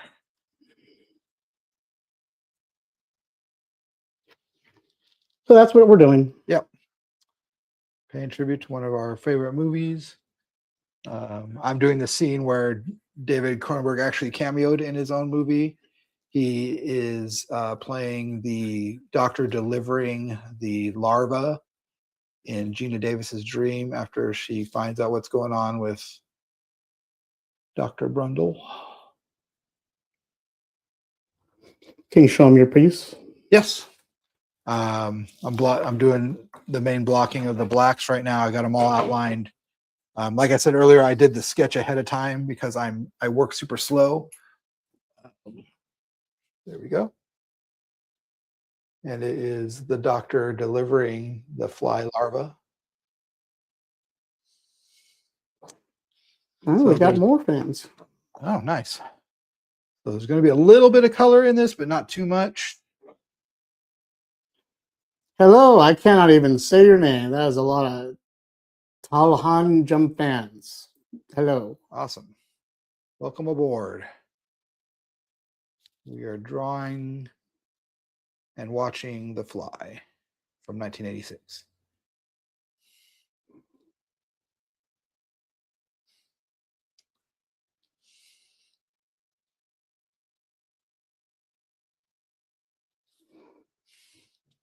Yeah, so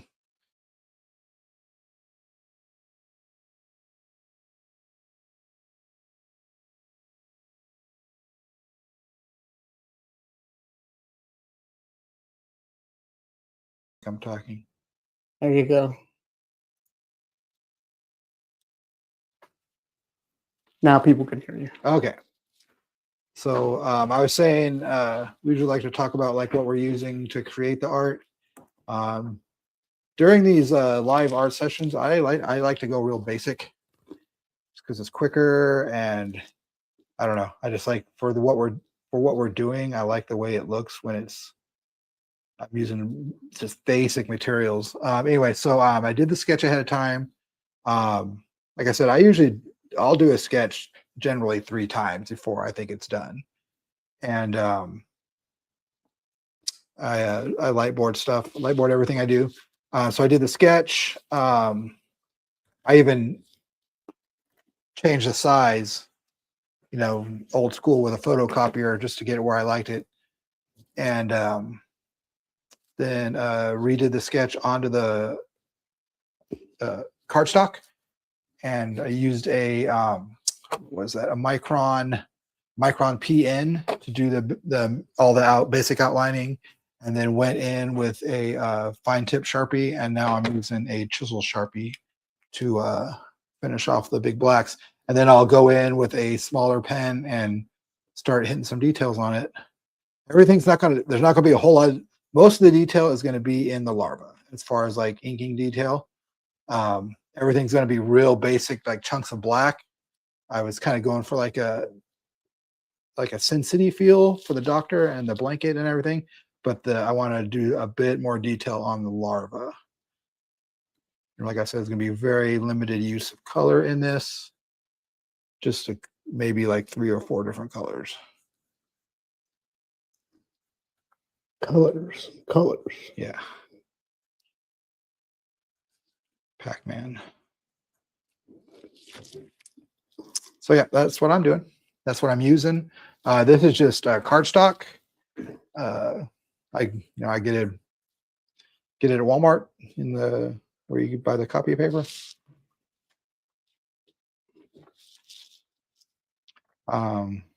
Ooh, Brundlefly just melted Homeboy's The ankle. hand. Or I already did the hand. This is the ankle.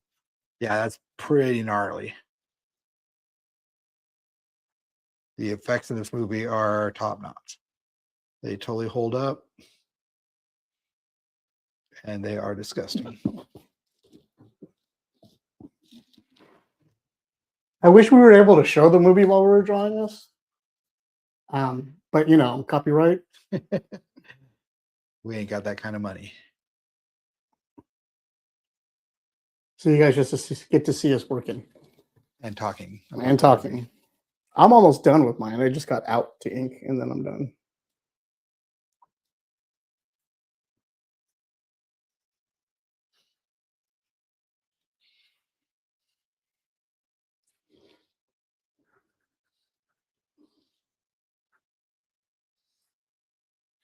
Yeah, I'm a very slow artist, and I always have been.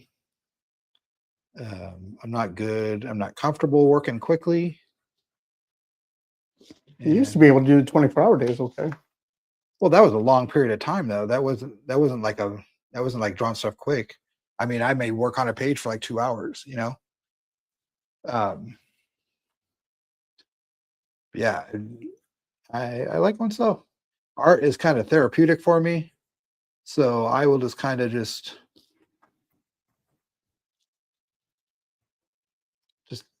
zone out while I'm doing it. Especially that's one of the reasons I was talking about earlier how I like to really detail my sketches where I know where everything's going to be. Because when I do inking and stuff, I really like just to like zone out. So if I already know where everything's going to be, I don't have to think about what I'm inking because I've already outlined it in my sketch. And I guess, yeah, this brings me a lot of peace. Yeah, for sure. Just concentrating on following the lines I made. And I love this blocky shading style. I've been a fan forever, mostly since Sin City first came out. And I've been a fan of Justin's art since I saw it. That's why I've tattooed my body with most of his art. That's right. AJ does have a lot of my pieces on him.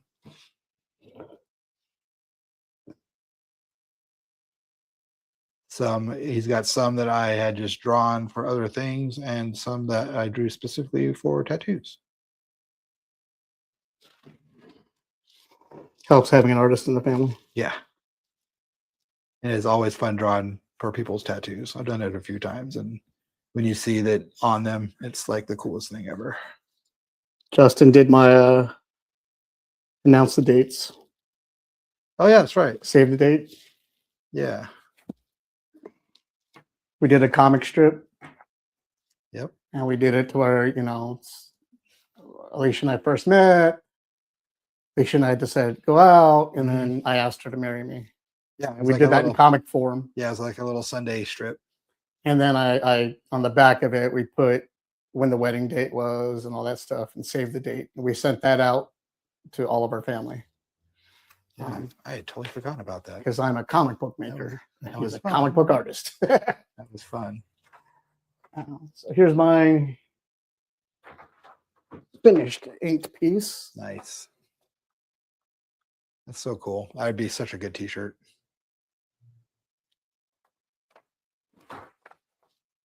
You like?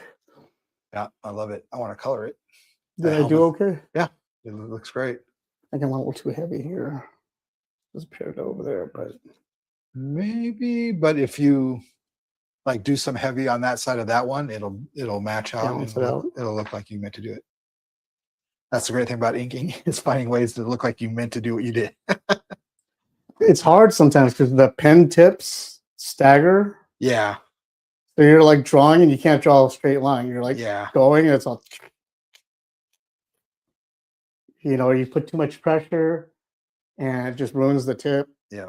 Or another thing I had to learn when I was learning to ink digitally is that I had to move my arm completely. Right. Like I can't move just my wrist right. on a long line. I have to like lift up my arm and move make it the all whole arm down straight line, And that took a long time to get used to because I would just go and then lift and then go and then you end up with the big ink spot there. And so I had to try. Your lines aren't matching up exactly. Right. Or you get a jag or a barb somewhere and then you got to heavy it in somewhere else, or that's an unintended shadow spot now. Yeah. And without Control Z in the real world, right, I can't fix it. Or shift click. That's what one of the things I like about when we do these, especially because I know I am going to be doing inking by hand, is like just knowing ahead of time that you don't have the control you normally do. So it's fun just like going with the flow, and like if you mess up, you're like, oh well. That's what I kind of wanted this thing to be when we started. It was kind of a free draw with a little bit of, here's your direction, the fly, go. Yeah. But now that you're cheating. Dude, I'm telling you, it would not be entertaining to watch me do a sketch. I wouldn't. And that's another thing too, is like, if I was doing the sketch, I wouldn't be able to like chat like I do because I'd be thinking about like where everything has to go. Like I said, I get so much done of this that every little line is spoken for, so I don't have to really think about it. You know, I'll do some, like I said, at the end, I'll go in and do some detail work, but the main thing is just I can get all these blocks of ink down and I don't have to think about it. So I can chat about movies. Cause like, I can't be talkative if I was coming up with a sketch. Like you have to be inventive and think of where the next line's coming from. Well, and then I just have to figure out like this, like I did this sketch and it was originally wider. You saw more of the blanket and stuff. So I have to decide how to edit it down. And, see, when I come to a sketch like this, it's way more like I come up from like a design point of view. It's like how I want it to be designed and the overall just basic layout of it. That's how I kind of think of things more like a design angle. But all that takes a lot of experimentation to get the sketch down, like before I even know like what it's going to be. Mm-hmm. So yeah, that's where always my problem. Watching me doing that would be no fun. My problems always lied with like, how do you know what line goes where? How do you know where to start? How do you know what line goes first? You know, like, how do you build it? It's like usually when I start, it's because I start at the part of the drawing that I'm most excited about and kind of go out from there. Like I did a rough sketch of his body, but the first thing I started putting detail in was the larva. And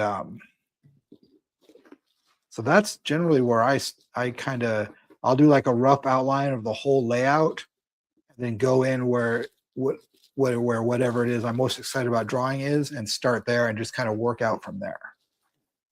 And that's probably a horrible way to do things. It's probably why it takes me so long, but that's just the way I enjoy. Now, how do you determine where the light source is? I just, yeah, it's one of the things I just think about, like, where do I want the light source to be from? And then a lot of times, even, I mean, it's almost all the times, but I'll even draw a little circle where the light source is. So in my head, I know that light's coming this way or that way. But yeah, sometimes often my papers, like the main subject of the picture will be here. And then like off over here, I'll have a little circle drawn just showing that the light, like here, the light is coming straight down because they're in an operating room. Right. So I got all the heavy shadows, you know, under the little doctor's cap and then under the part of the face that goes in. And then it just gets darker and darker as it goes down. And then this is going to have the least amount of shadow on it because that's just going to pop because it's all white. Gross. But there's going to be more detail on the larva too.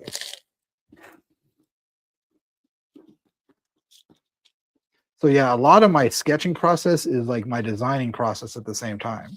So it's not one fluid thing where I sit down and just do a sketch.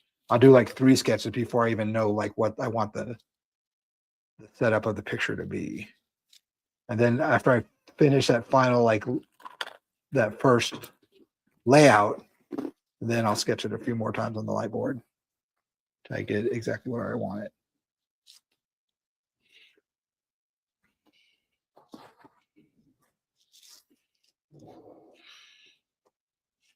Yeah, this way I can like chat and stuff.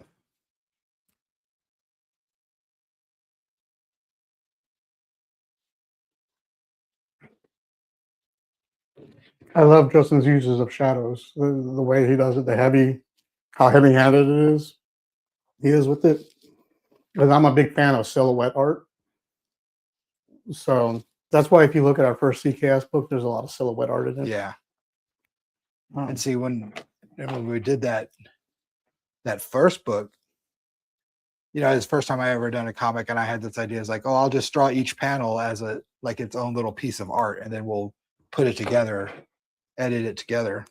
And it was cool. And having all those little panels like be like individual standout pieces is a lot of fun, but it took a long time. Like 3 years later. But yeah, it came out really cool looking, I think, though. I think it still holds up. It's still one of my favorite ones that we've done.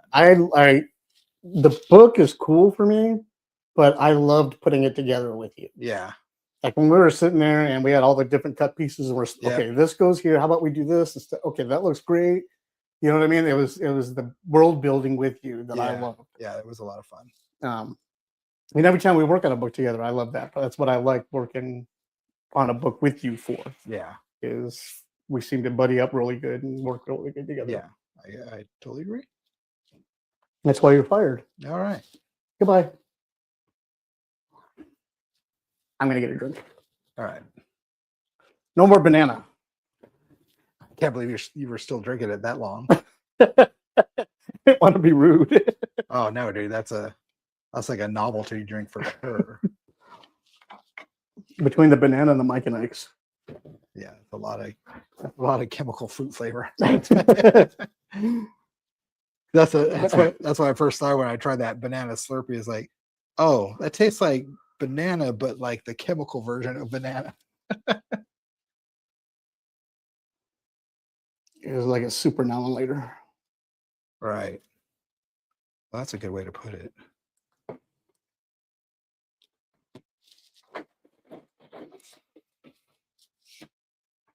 Well, then, since I'm sure you haven't watched this yet, Well, what are you putting on now? Oh, it's a surprise. what I should do is show you all the videos we made for our side project. Okay. That's what I should do, but I'm not going to. Oh. At least not while we're filming. Because it's a secret project. And we're not allowed to talk about it. It's the secret. So there.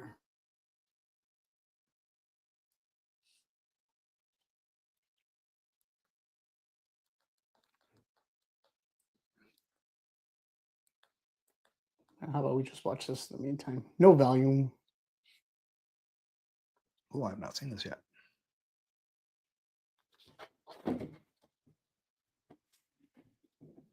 It's brutal as hell.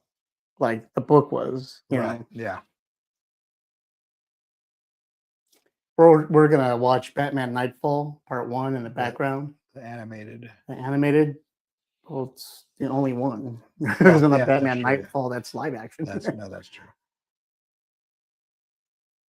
But we're still honoring The Fly. Yes. We watched all the Fly. It ended. It ended. Only an hour and 35 minutes with all. It's too bad because a lot of stuff got cut out of The Fly, as Joel was saying before. A lot of stuff got cut out of it because it just was too gross to show, or is too emotional to show, or test audience didn't like it back in the 80s. So with everything edited and cut out, it ended up being an hour and 35 minutes. With everything put back in, it's almost a 2-hour film. What's crazy though is how complete it is with that much cut out. Right. You know, the way he filmed it was very efficient. So you didn't need a whole, like all that stuff was extra. Like everything you need was in that movie, and it was super efficient because they told the story so well. It was almost like it was compartmentalized. Right. Where everything was filmed in its own individual set. Right. Yeah. You know, and handled that way. So it'd be like if you eject a section of the ship. Right. You still get along without it.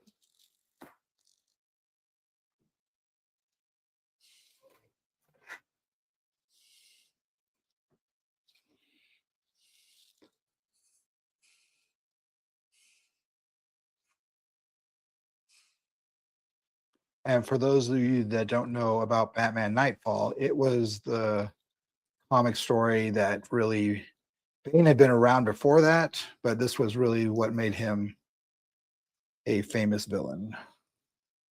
Spoiler alert, this is the one where he breaks Batman's back.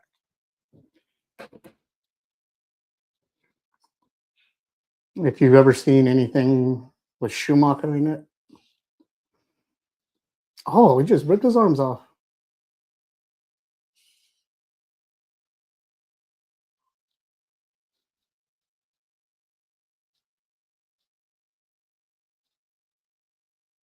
Oh yeah, I totally forgot about this whole part of Azrael.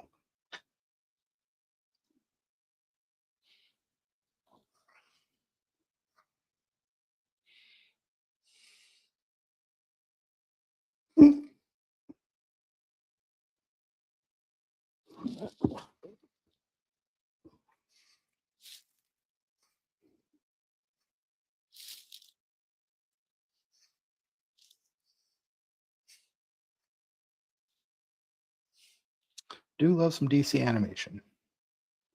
I wish that the movies would get it as good as they do. Yeah, it's weird.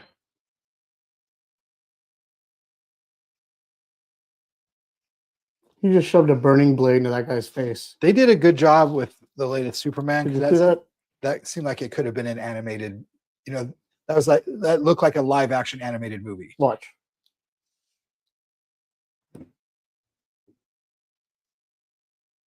Keep watching. Oh man, that's some Raiders of the Lost Ark stuff right there. Right?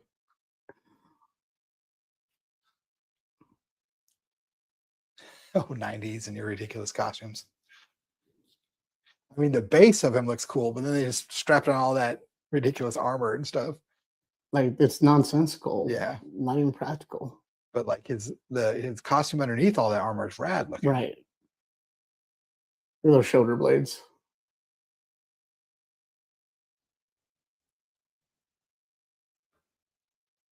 They got the Kelly Jones Batman design in the animation though. Mm-hmm. His long old ears and his like raggedy cape. And the spiky shoulders. Yeah, and the spiky shoulders and the big blocky shadows. It's very Kelly Jones, so that's good. That's what I like about DC is like when they make a movie, they make an effort to Pay homage. pay homage to the original art. Yeah. Like every Batman animated movie looks different because they make it look like the artist. Like Hush. and Gotham by Gaslight. Gotham by Gaslight was so I good. know, it's so great. But yeah, I love it that they do. They make an effort to give tribute to the artists that did the original series, especially the Batman ones are really, really well done.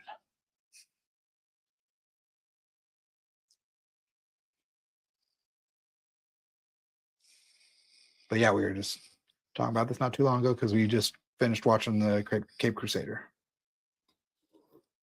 I love that show. I can just get lost in that show. Yeah, it's really, really good. It's exactly what you want. It's like the anime series for grown-ups. Right. It's exactly what I wanted in a Batman show. And like, even though I'm not always 100% on board with their choices for characters, but I like it. I like that they tried and I get it. You know what I mean? Right. It's like It's in the same style. right. It's like done with respect and like, yeah, here's our version of the Joker. And it's not like it wouldn't never be my favorite version, but it's cool that they tried. Right. It was a cool idea and they did it with respect and it looked cool, and for what they were going for, it was perfect. But yeah, it's a really good show. Well, they've got like, amazing creative people producing it. So I'm just tired of everything Batman having so many names to it. Batman Brave and the Bold. Batman. Yeah, they just have to. Batman Nightfall. It's because there's just so much Batman. Batman Stuff, this, they have to Batman that. differentiate it. Yeah, Batman.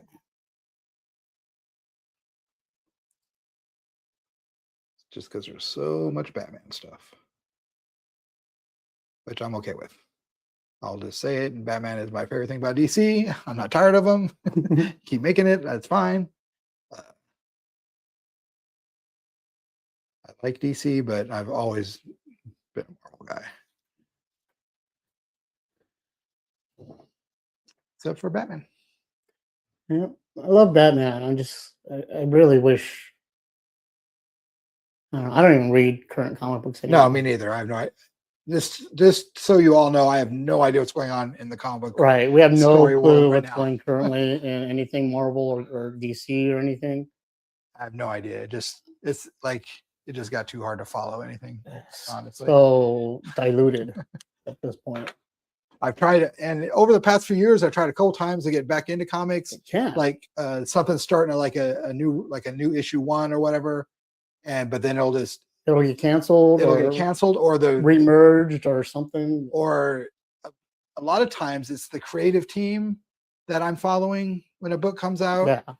And they'll have that creative team for like 3 issues, and it'll change drastically after that, either with writing or art or both. And I just get disillusioned. And like you want to read somebody's run on right, series, exactly. but you don't want to read the entire series. Because honestly, I follow creators more than I follow characters.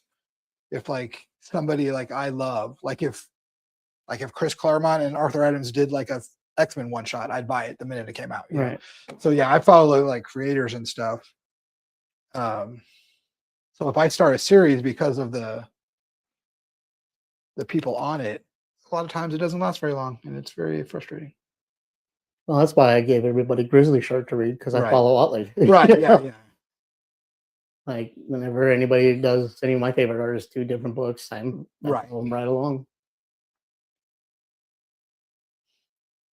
Yeah. Why? Because I started the when Otley started doing Amazing Spider-Man, I started collecting Spider-Man again. Mm-hmm. I wanted to collect Hulk when he was doing it. I didn't even know he did Hulk. That's rad. Yeah, he did Hulk. It was Amadeus Cho, but it was Hulk. Right.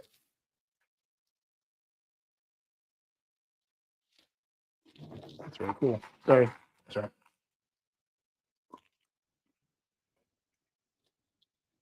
Geek talk. Mm-hmm. That's what it is.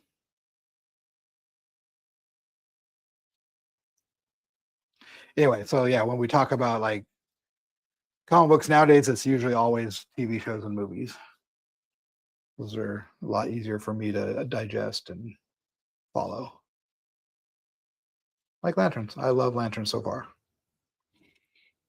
Or like random series, like like Grizzly Shark or something like that. Right. Yeah.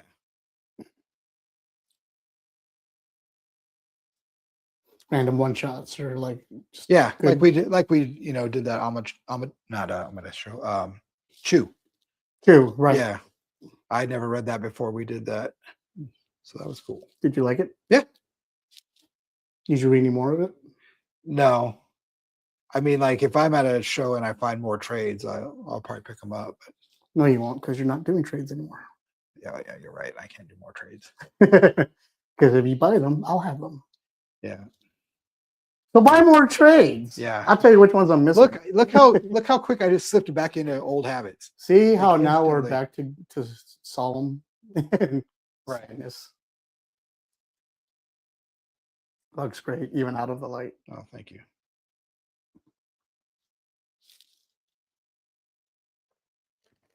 Cons are something I miss sometimes. Yeah, sometimes I always think that well, I went to One Day at WonderCon this year and that was cool. My daughter had went with some friends for the whole weekend, and so I went down on Saturday, and me and my daughter hung out that whole day and hung out with our friends, and it was cool. So, but yeah, I was happy doing one day. Was it weird buying your pass? Yes, I didn't care for that. Did you have to buy your daughter's pass? No, because she was 12 or under. It was completely free for 12 and under, which is something they do still that is really cool. Nice. She may have one more year of that, and then she had a great time though. She loved it. Of course. WonderCon is awesome. WonderCon is one of the better shows, in my opinion. Yeah, One of the shows where it's still comic. a lot of comics, and like none of the. It's all small. Yeah. It's all small companies now. Like there was no Marvel showing, there was no DC showing. Dark Horse didn't even have a booth, which I was surprised. They always did before, but Skybound always has a killing there.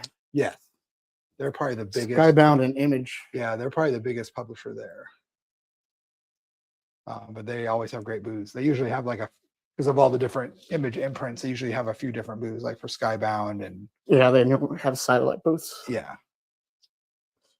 Sonic Forge is getting big now.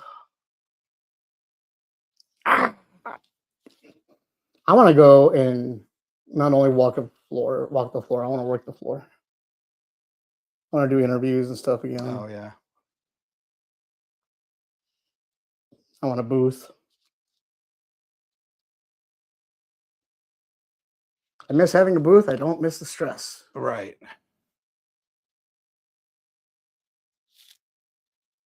Yeah, like the 4 days before a show and the 4 days or after are rough. Right. The show itself is always fun. I don't mind the setup and the teardown. It's just It's like prep. the prep and the like getting your life back together when you come back. Right. Putting stuff away and Because for me, like I can't even rest until I empty my car. Right. Oh And no, then- yeah. and then completely unpack. Right. I have to completely unload my car when I get back. And everything's got to go back where it belongs. Everything's got to be in a place before I can relax from coming home. And the week leading up to it, am I going to need this? Am I going to need this? Yeah. Am I going to need this? What's the full pen look like? What am I going to be laying out? I'm Well, calling all of them 100 times. Oh, and Do you you're have this? Do you have this? Are you going to carry this? you're waiting on the printer to ship you something. Right. And yeah. Did my prints come in? Where's my comics? That's the worst stuff, is the stuff that is out of your control. Do I have enough change? Right. Why is the hotel doing this? And you got to book the hotel rooms. Yep. And you got to travel. You got to pay for parking. Even if you're working there. I mean, Even if you're working, that was the worst part. Yeah. Paying for 4 days of parking. Even Why- if you're staying at the hotel, even if you're working at the convention, paying 4 days for parking and twice the amount at Starbucks. Yep.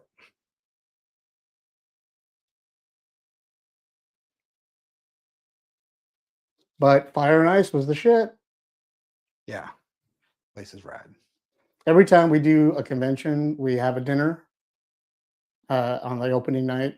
And at WonderCon, our dinners are at Fire and Ice. And it's this Just, Mongolian barbecue place. Yeah. And it Yeah. has everything. It has everything. Everything. So good. Love that place. I never get together because Kenya doesn't really care for it. That's too bad. She doesn't like things being cooked where other things were cooked. So she doesn't That's like every restaurant in the world. no, because like everything's just too close together for her. That's what it is. Yeah. Again, every restaurant world. Well, she doesn't have to see it though. Right. That's the thing. It's like she knows, and logically, that's the way it works. But Right. at Mongolian barbecue style places, she has to see it. So I think that's the part that. Oh, there's one in the one in Rialto by the theater. Uh-huh. You don't get to watch them cook it. Oh, okay. But yeah, the Fire and Ice, they do cook it all right there, and they have a huge flat top. Yeah. Huge. Huge. They have like 5 or 6 people working at the same time. Yeah. And they just go in a circle. Boom, boom, boom, boom, boom, boom, boom. And in normal Mongolian places, it takes forever. These guys are quick and they cook fast and everything, and just they got a system. Yeah. And we always go there and we have a great time. Everybody loves it. Has a nice patio Yep. that we were eating on that's heated. So that was cool. Because in Anaheim in the night, it gets kind of chilly in the spring. We're by the water. Yeah. People in the Midwest, our hair is talking about it getting kind of chilly, like down to 62 or something. Right. It's so cold. Oh my gosh, I need a hoodie. I might have to wear a thermal. A thermal. Those are the best nights when you need a hoodie, but you're still okay in shorts. Yep. That's every night for me. I never wear anything but shorts. Well, yeah. I mean, me too. Either shorts or a kilt, which coverage wise is about the same. Right. But yeah, where you just need a hoodie and you're like, oh, cozy. That's why I made so many Forbidden Panel hoodies. Yeah.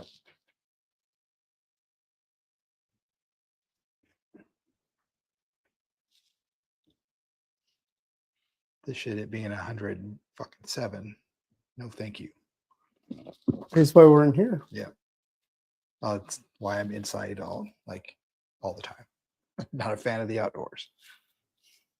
Nighttime is the right time. Yeah, that's true. I grew up on that Adam Sandler tape. Nighttime is the right time. Nighttime is the right time. Sorry you had to kill your parents. They just didn't understand.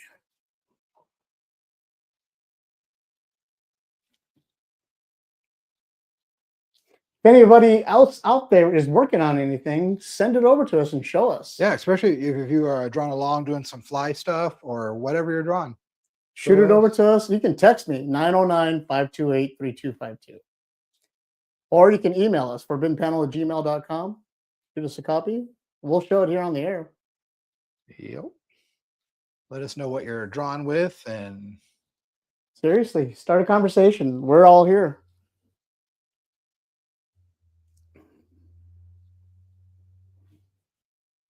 Watching Bane with hair. oh yeah. looking like Conan. We have 2 lights. Sweet. And there's not even one of me isn't even one of them yet. You know, blah blah blah blah blah. I know. I got all tongue tied.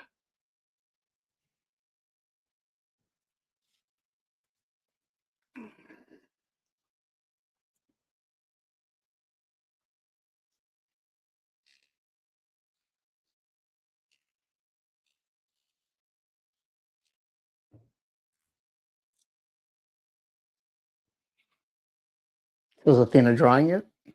Oh, she draws all the time. So why isn't she with us? Because she has no urge to be on drawing in front of people. Gives her much anxiety. But she'll probably come on eventually.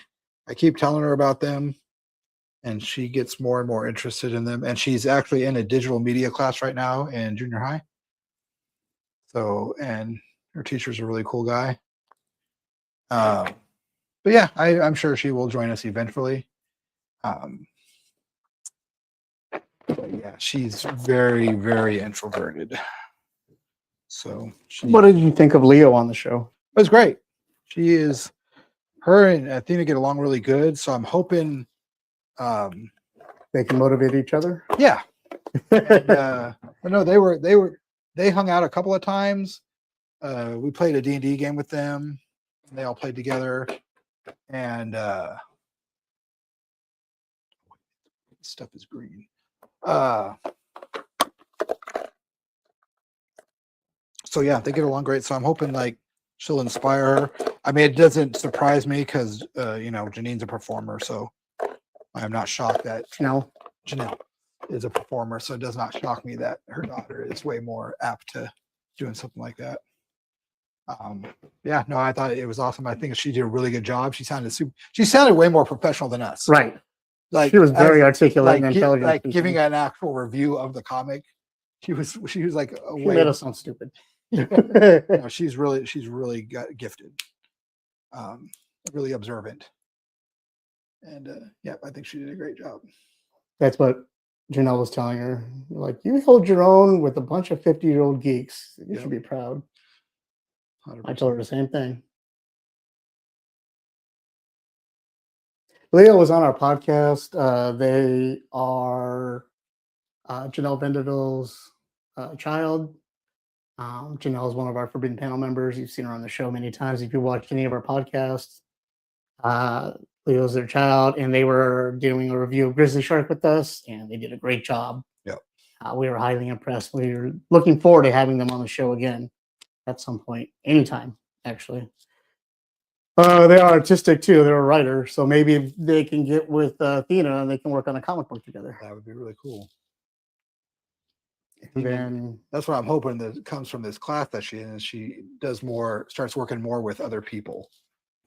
And she's a great, my daughter, and she's a great artist, but she needs to learn to get inspired by people around her and to work with other people. And I think that's the next step she needs. Well, then I'm sorry I don't have a 13-year-old. Because then our legacy can continue. Right.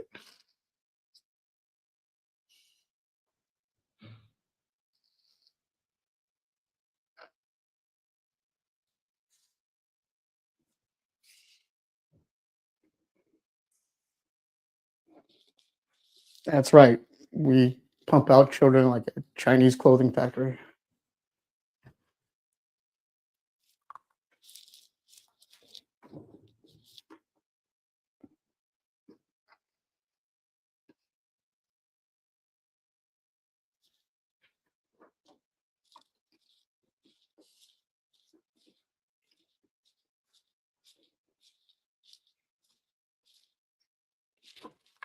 Aren't you done yet?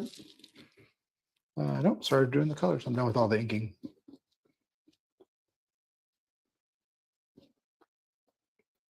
So now I'm just using basic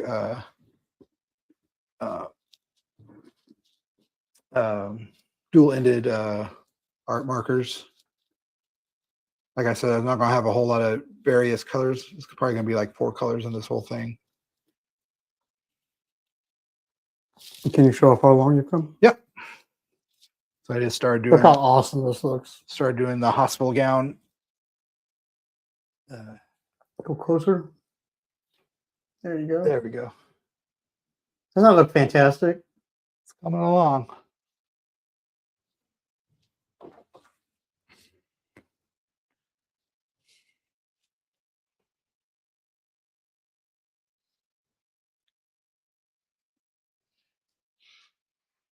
Anyway, we had a runner-up theme for this month's episode.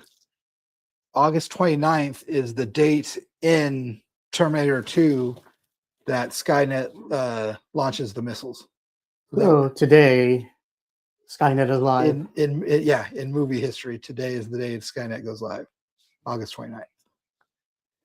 So that was the other thing we were thinking about.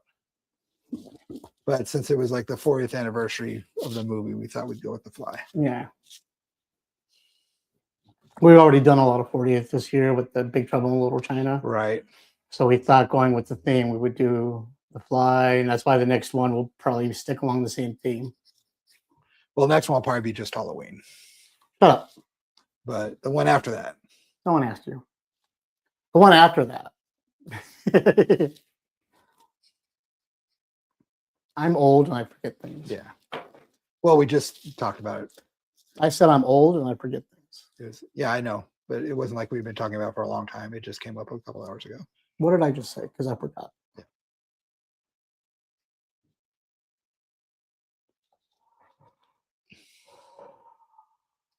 You got to try this one. No, I'm good. Hmm? Huh? You got to try that one. Okay, I'm good for right now, though. Okay.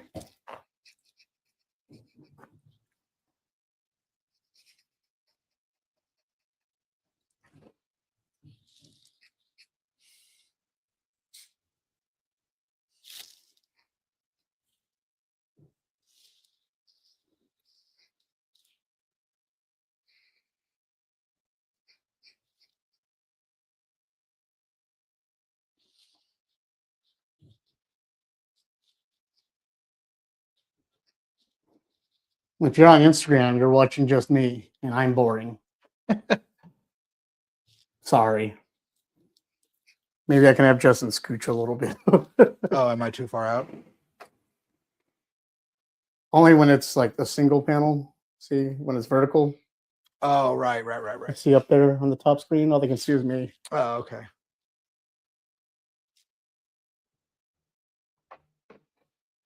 There I am a little bit. And it's on a delay too. Oh, yeah.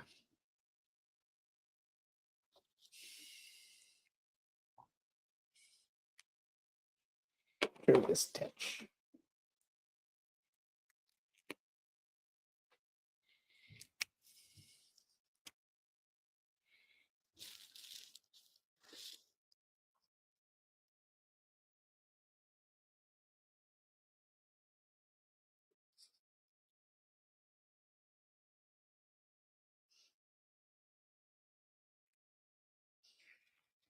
Joey was supposed to join us, but his computer wasn't working right, or StreamYard wasn't letting him in for some reason. I don't know why. So he Probably couldn't 'cause he join hates us. us. Huh? Probably because he hates us. Yeah. Why do you hate us, Joey? He never comes to visit. He never wants to draw with us anymore. Well, I know he's super busy all the time. He's a busy fella.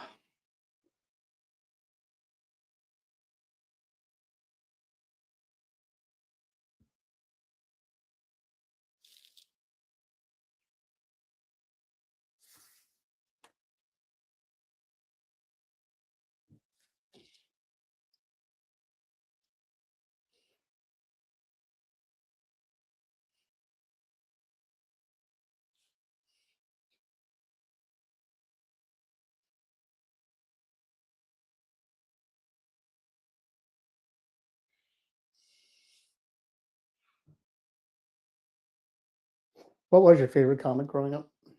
Oh, X-Men. Without a doubt.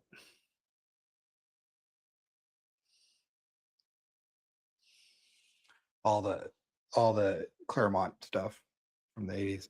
X-Men and well, like everything that Claremont was writing, because it was all so connected, like X-Men and New Mutants and X Factor and Mhm. all the X books. But especially X-Men was my favorite. Mine too. Nothing better than 80s X-Men books.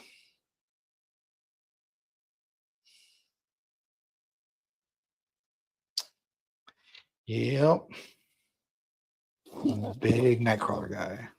I started collecting when Magneto blew up the island. Mm-hmm. You know, Russia sent Yeah. the Russian The missile. submarine. Yeah, Yeah. that's when I started collecting or reading, and then I started collecting right after that. I started collecting. I can't remember. I still have it, but I used to know what number it was. I bought some random issue Fantastic Four. It was like $3.49 or something. Just at 7-Eleven, and read it. And I don't know why, but right after I read it, I was like, I'm going to start collecting comics. And I just started collecting comics. That, for some reason, that was the one that made me want to start collecting. And then it was after that I discovered X-Men and all that. But it's that random issue of Fantastic Four. I need to look it up and find out what number it is.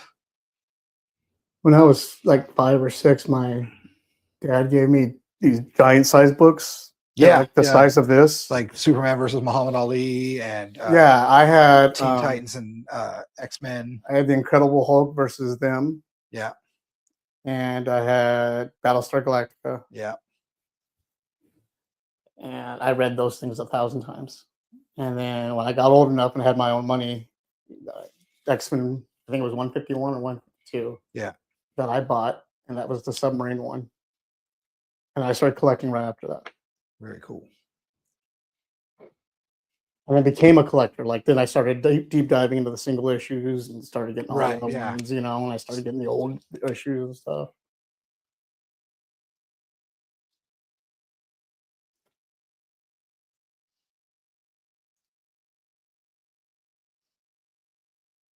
That's how I got G.I. Joe #1, because that's when it all started.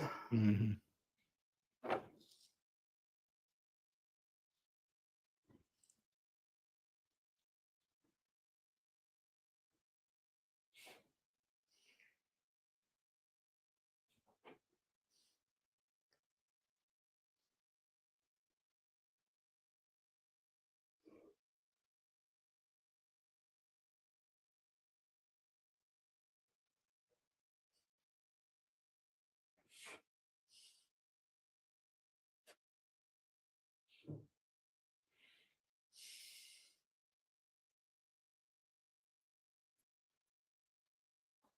You know, my grandfather, he was a janitor at a high school or elementary school.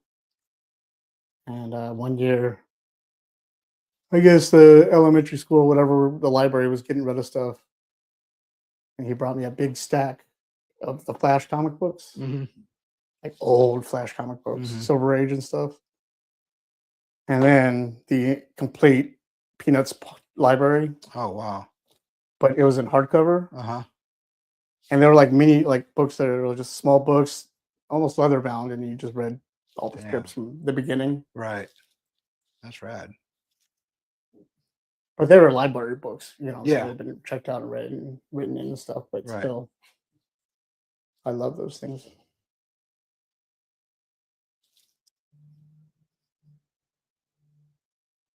You see me looking off screen? Because I'm looking at the monitor to see what we're doing.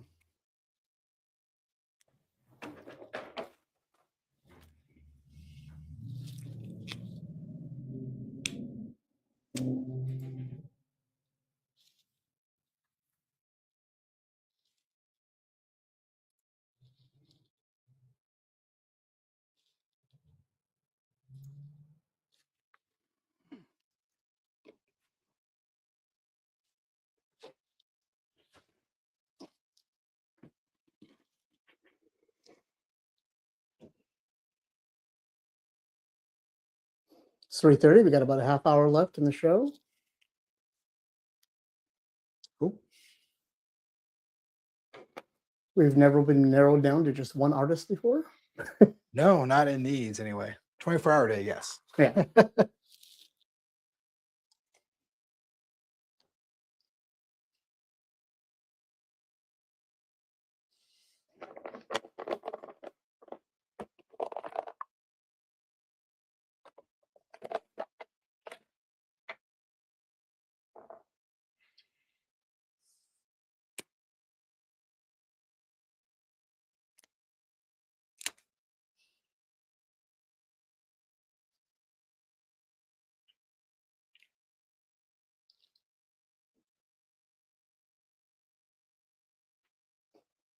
I'm gonna go potty. You get to host. Okay. Ladies and gentlemen, Justin White. Hello. Hello. Welcome to Movie Phone. Why don't you just tell me what you want to see? Yep. So working on the color now. I got the hospital gown and all that stuff. I did just one coat of basic green and then went and did some darker green to make it pop a little bit, but nothing too much. I wanted to keep the color scheme really simple. Now I'm doing some blood on the larva. There's going to be some more blood on the sheets. But yeah, wanted to try something a little bit different. I was going to put in the color first and then do a little bit of inking around it.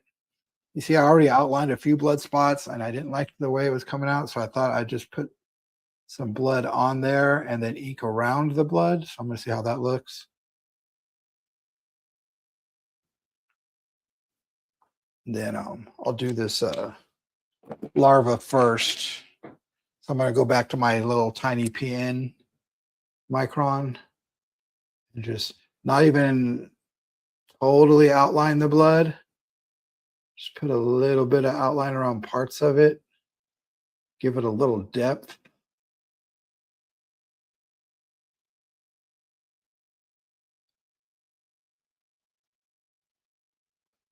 Even around the real tiny ones. Yeah, see, I like that. I like the way that looks a lot more than when I just drew in the outlines and colored them in. Makes it look way more splattered.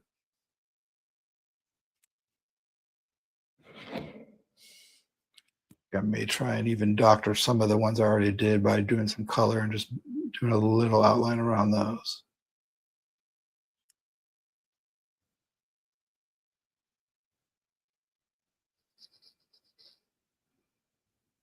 And inking the style makes stuff real fun to color, especially with like markers, because it's just like you made your own coloring book.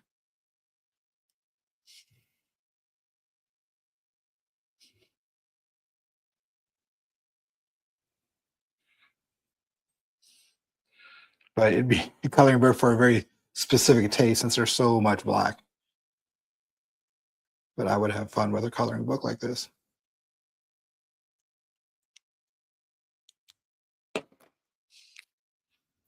So yeah, so then this stuff I'll just go and touch up. There we go.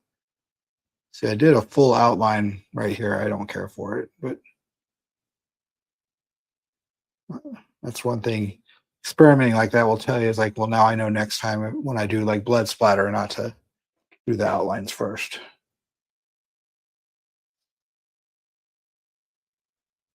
Then on these big splatters, I'll make the line a little heavier. But yeah, gives it a much more organic feel to it, which is what I wanted. I wanted the larva to be the most like naturalist looking thing on here, the most organic, because that's what makes it so disgusting.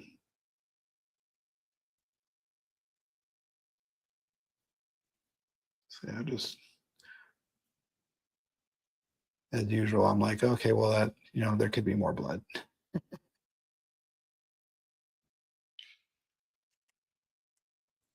but I don't want to put too much because the subtlety is nice on it.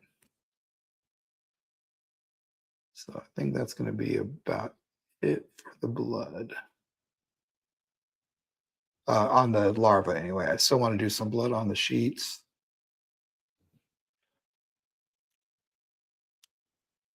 I'm not sure what I'm going to do with the background. It's going to be something super basic. I was thinking about just doing some lines back there. Some quick vertical lines.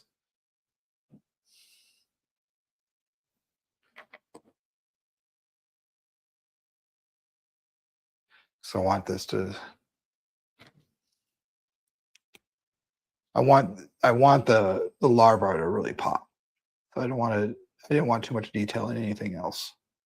And there's not going to be as much blood on the sheets.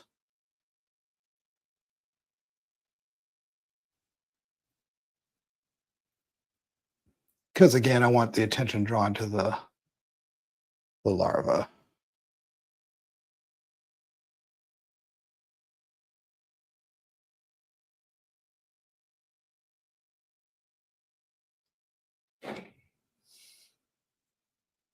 And then I'm going to put a little bit of gray in the sheet just so you know that it's a white sheet and like I didn't forget to color it.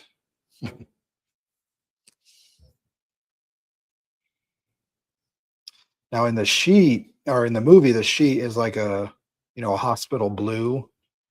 And I was going to do that, but then I didn't want that much color in it.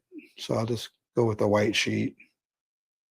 It makes the blood look better anyway. I think if I had a blue sheet on here, the blood wouldn't look nearly as good.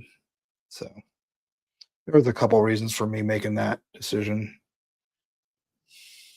And that's what's great. What worked in the movie color-wise is going to be completely different than what works on a piece you're doing. So that's where, your feel and your artistic choices come into play. A little more blood.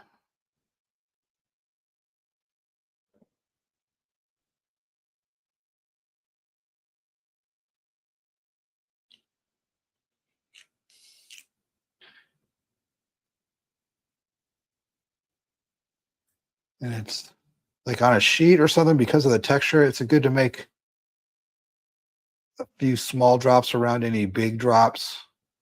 Like it's, spreading through the material.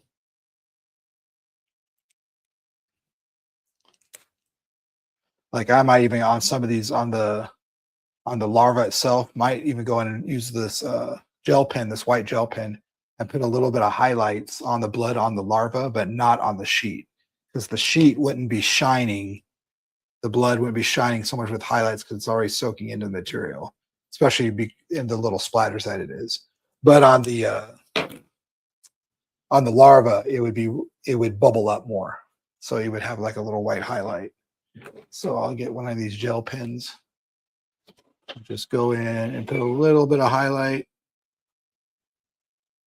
and just keep it. This one's not working so great. I'll try this other one. And just keep it consistent with the other highlights. So the light sources all come from the same direction. Oh, I may need new gel pens. Your marker's dying? Well, my gel pens, I think, are old. It's one of those things I don't use a whole lot, so they go bad because I don't use them. But when I need them, I'm like, damn it, these aren't working.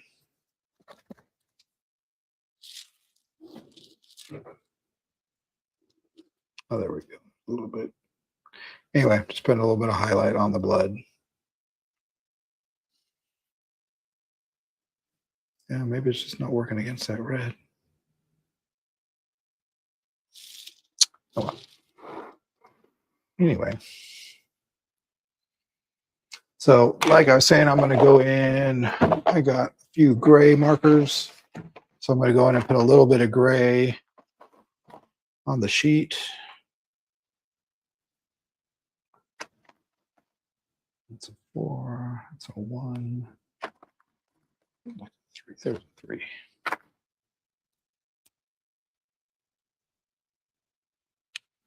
So I'm just going to go put a little bit of gray in the sheet.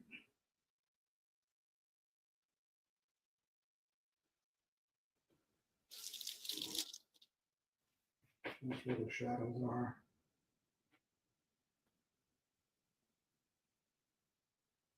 Oh, this is going to stuff.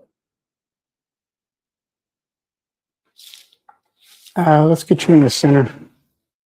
Let's get you in the center. You have a lot of people that joined on Instagram, and nobody can see you.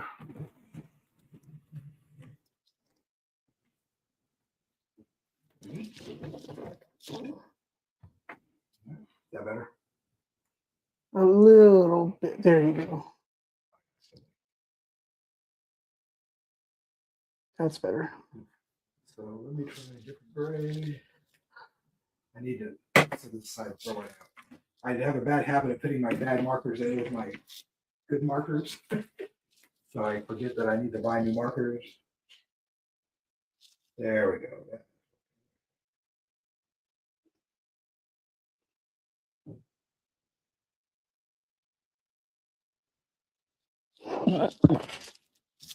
Yeah, I'm just putting this gray in where some of these shadows are.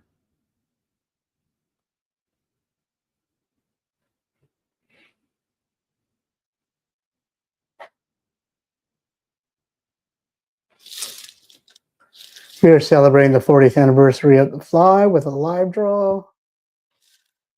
We had more people at one point drawing with us. They all finished and abandoned us, bastards. So now it's just down to me and Justin. I've already finished mine. I did an inking homage to Peter Cullen. Here's mine. Turn off your thing real quick. Here's what I did. Justin's working on the last bits of his. We got about 20 minutes left in the broadcast, so Perfect. did this blow over to you? It missed you. Well, Justin, come back. Justin, transform and roll out.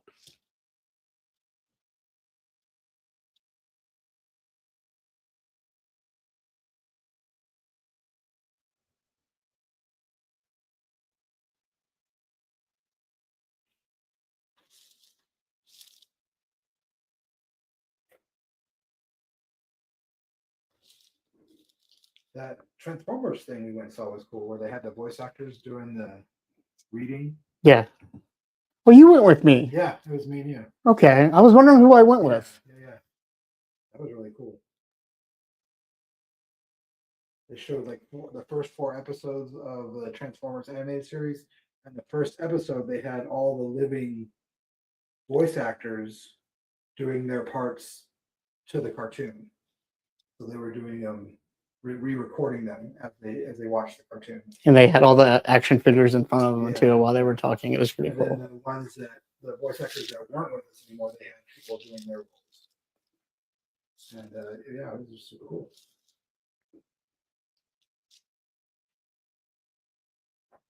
Now, that was last year, which they said was the 40th anniversary. This year, they're doing the 40th anniversary again. I don't know how, and they're re-releasing it in the theater, and they re-edited it. They're doing the movie. Yeah. See, that wasn't the 40th anniversary of the TV show. Right. This is the This movie. is going to be the 40th anniversary of the movie. So yeah, so they remastered it and they made it so that it's 4K, and they added a little bit extra at the end, talking about how Optimus's death. So I'm gonna have to go see that when it comes out. Yeah. I'm a big fan of Transformers animated movie. Especially now that they're gonna jack up the price.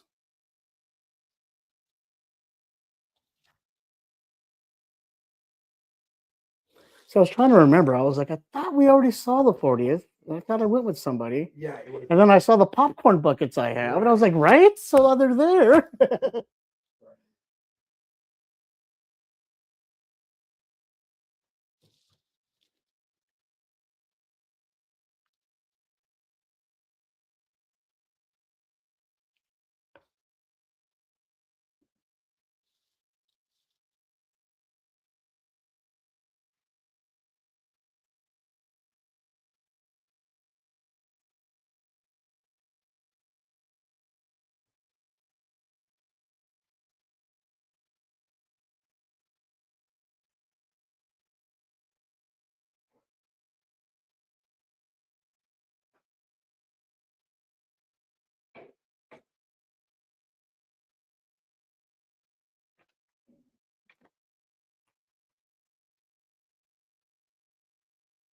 You would think Batman's flashlight would shine a bat symbol.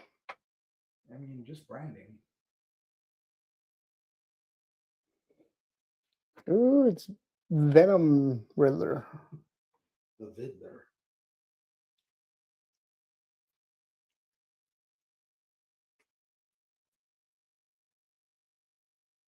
Doesn't Justin look ethereal working on the art piece?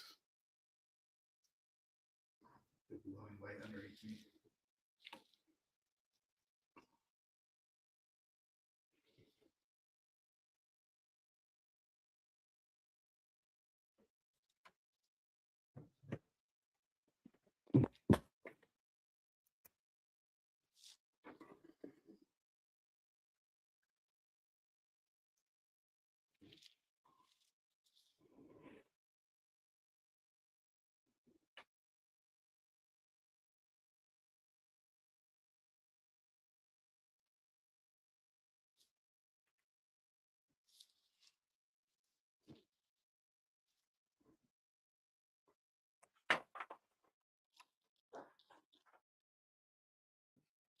Air conditioning.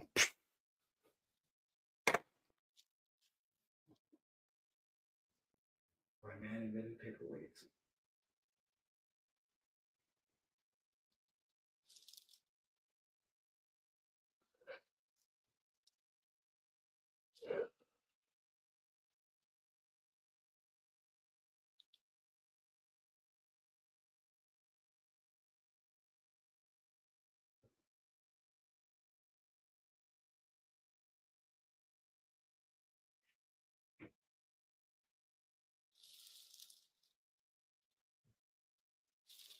Oh, yeah, this has to show up there. Yeah.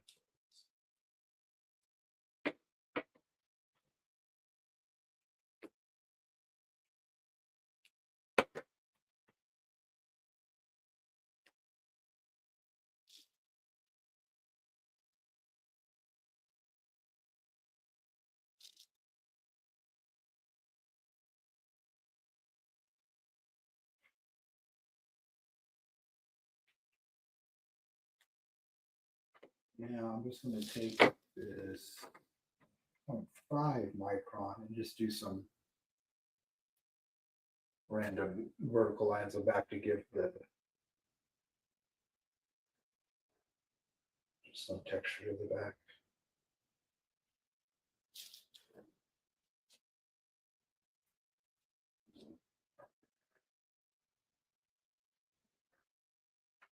This pen is done.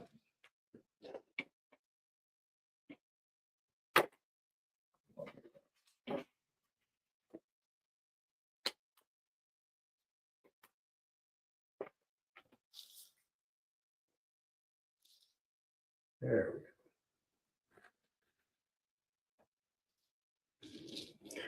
go. Every now and then the little devil in me wants to shake the table. Well, it's a good thing about these type of pens is they wouldn't match. I also want to do this. For that. Oh, Like you just saw, I like to turn the paper every once in a while because once you're doing these vertical lines, you tend like to get into like a little pattern. So I like to change it up a little bit. And don't worry about going too much into your drawing like I did here on the blanket. You can either thicken up that black line to cover it, or if you want to touch it up with some gel pen. But like I said, that's what I like about doing these events is like I just kind of keep it looser than I normally do.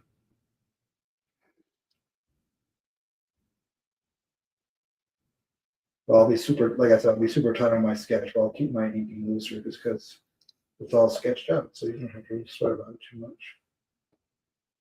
is that the truth, or is that what you tell yourself? Whatever, tell myself nothing enough. Cool.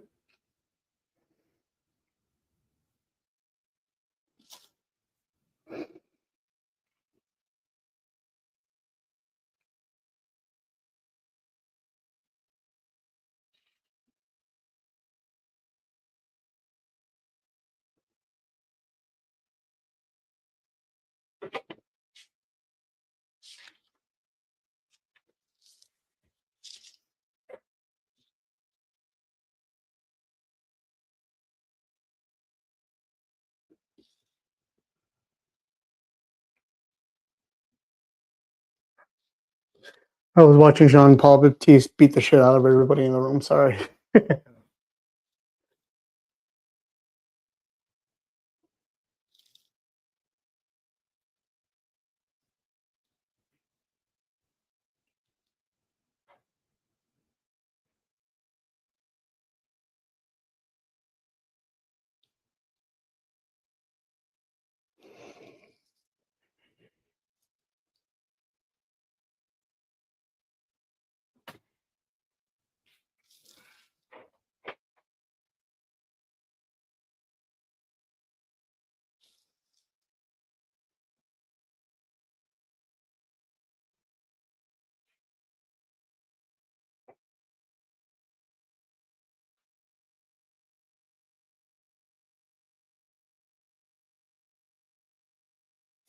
They need to do face to face, and I'll be happy. What's that? So it's done during this. Batman's out. Mhm. I think it's while he's out or while he's dead. I don't remember. But and Dick Grayson is hurt. So they go to Harvey Dent and they ask him to take over as Batman for a while. What? Never heard of that. And Harvey Dent says, okay. And he plays it like Bruce Wayne. He does that for like a whole year or something like that. Never knew that happened. Yep. Great story. Sounds cool.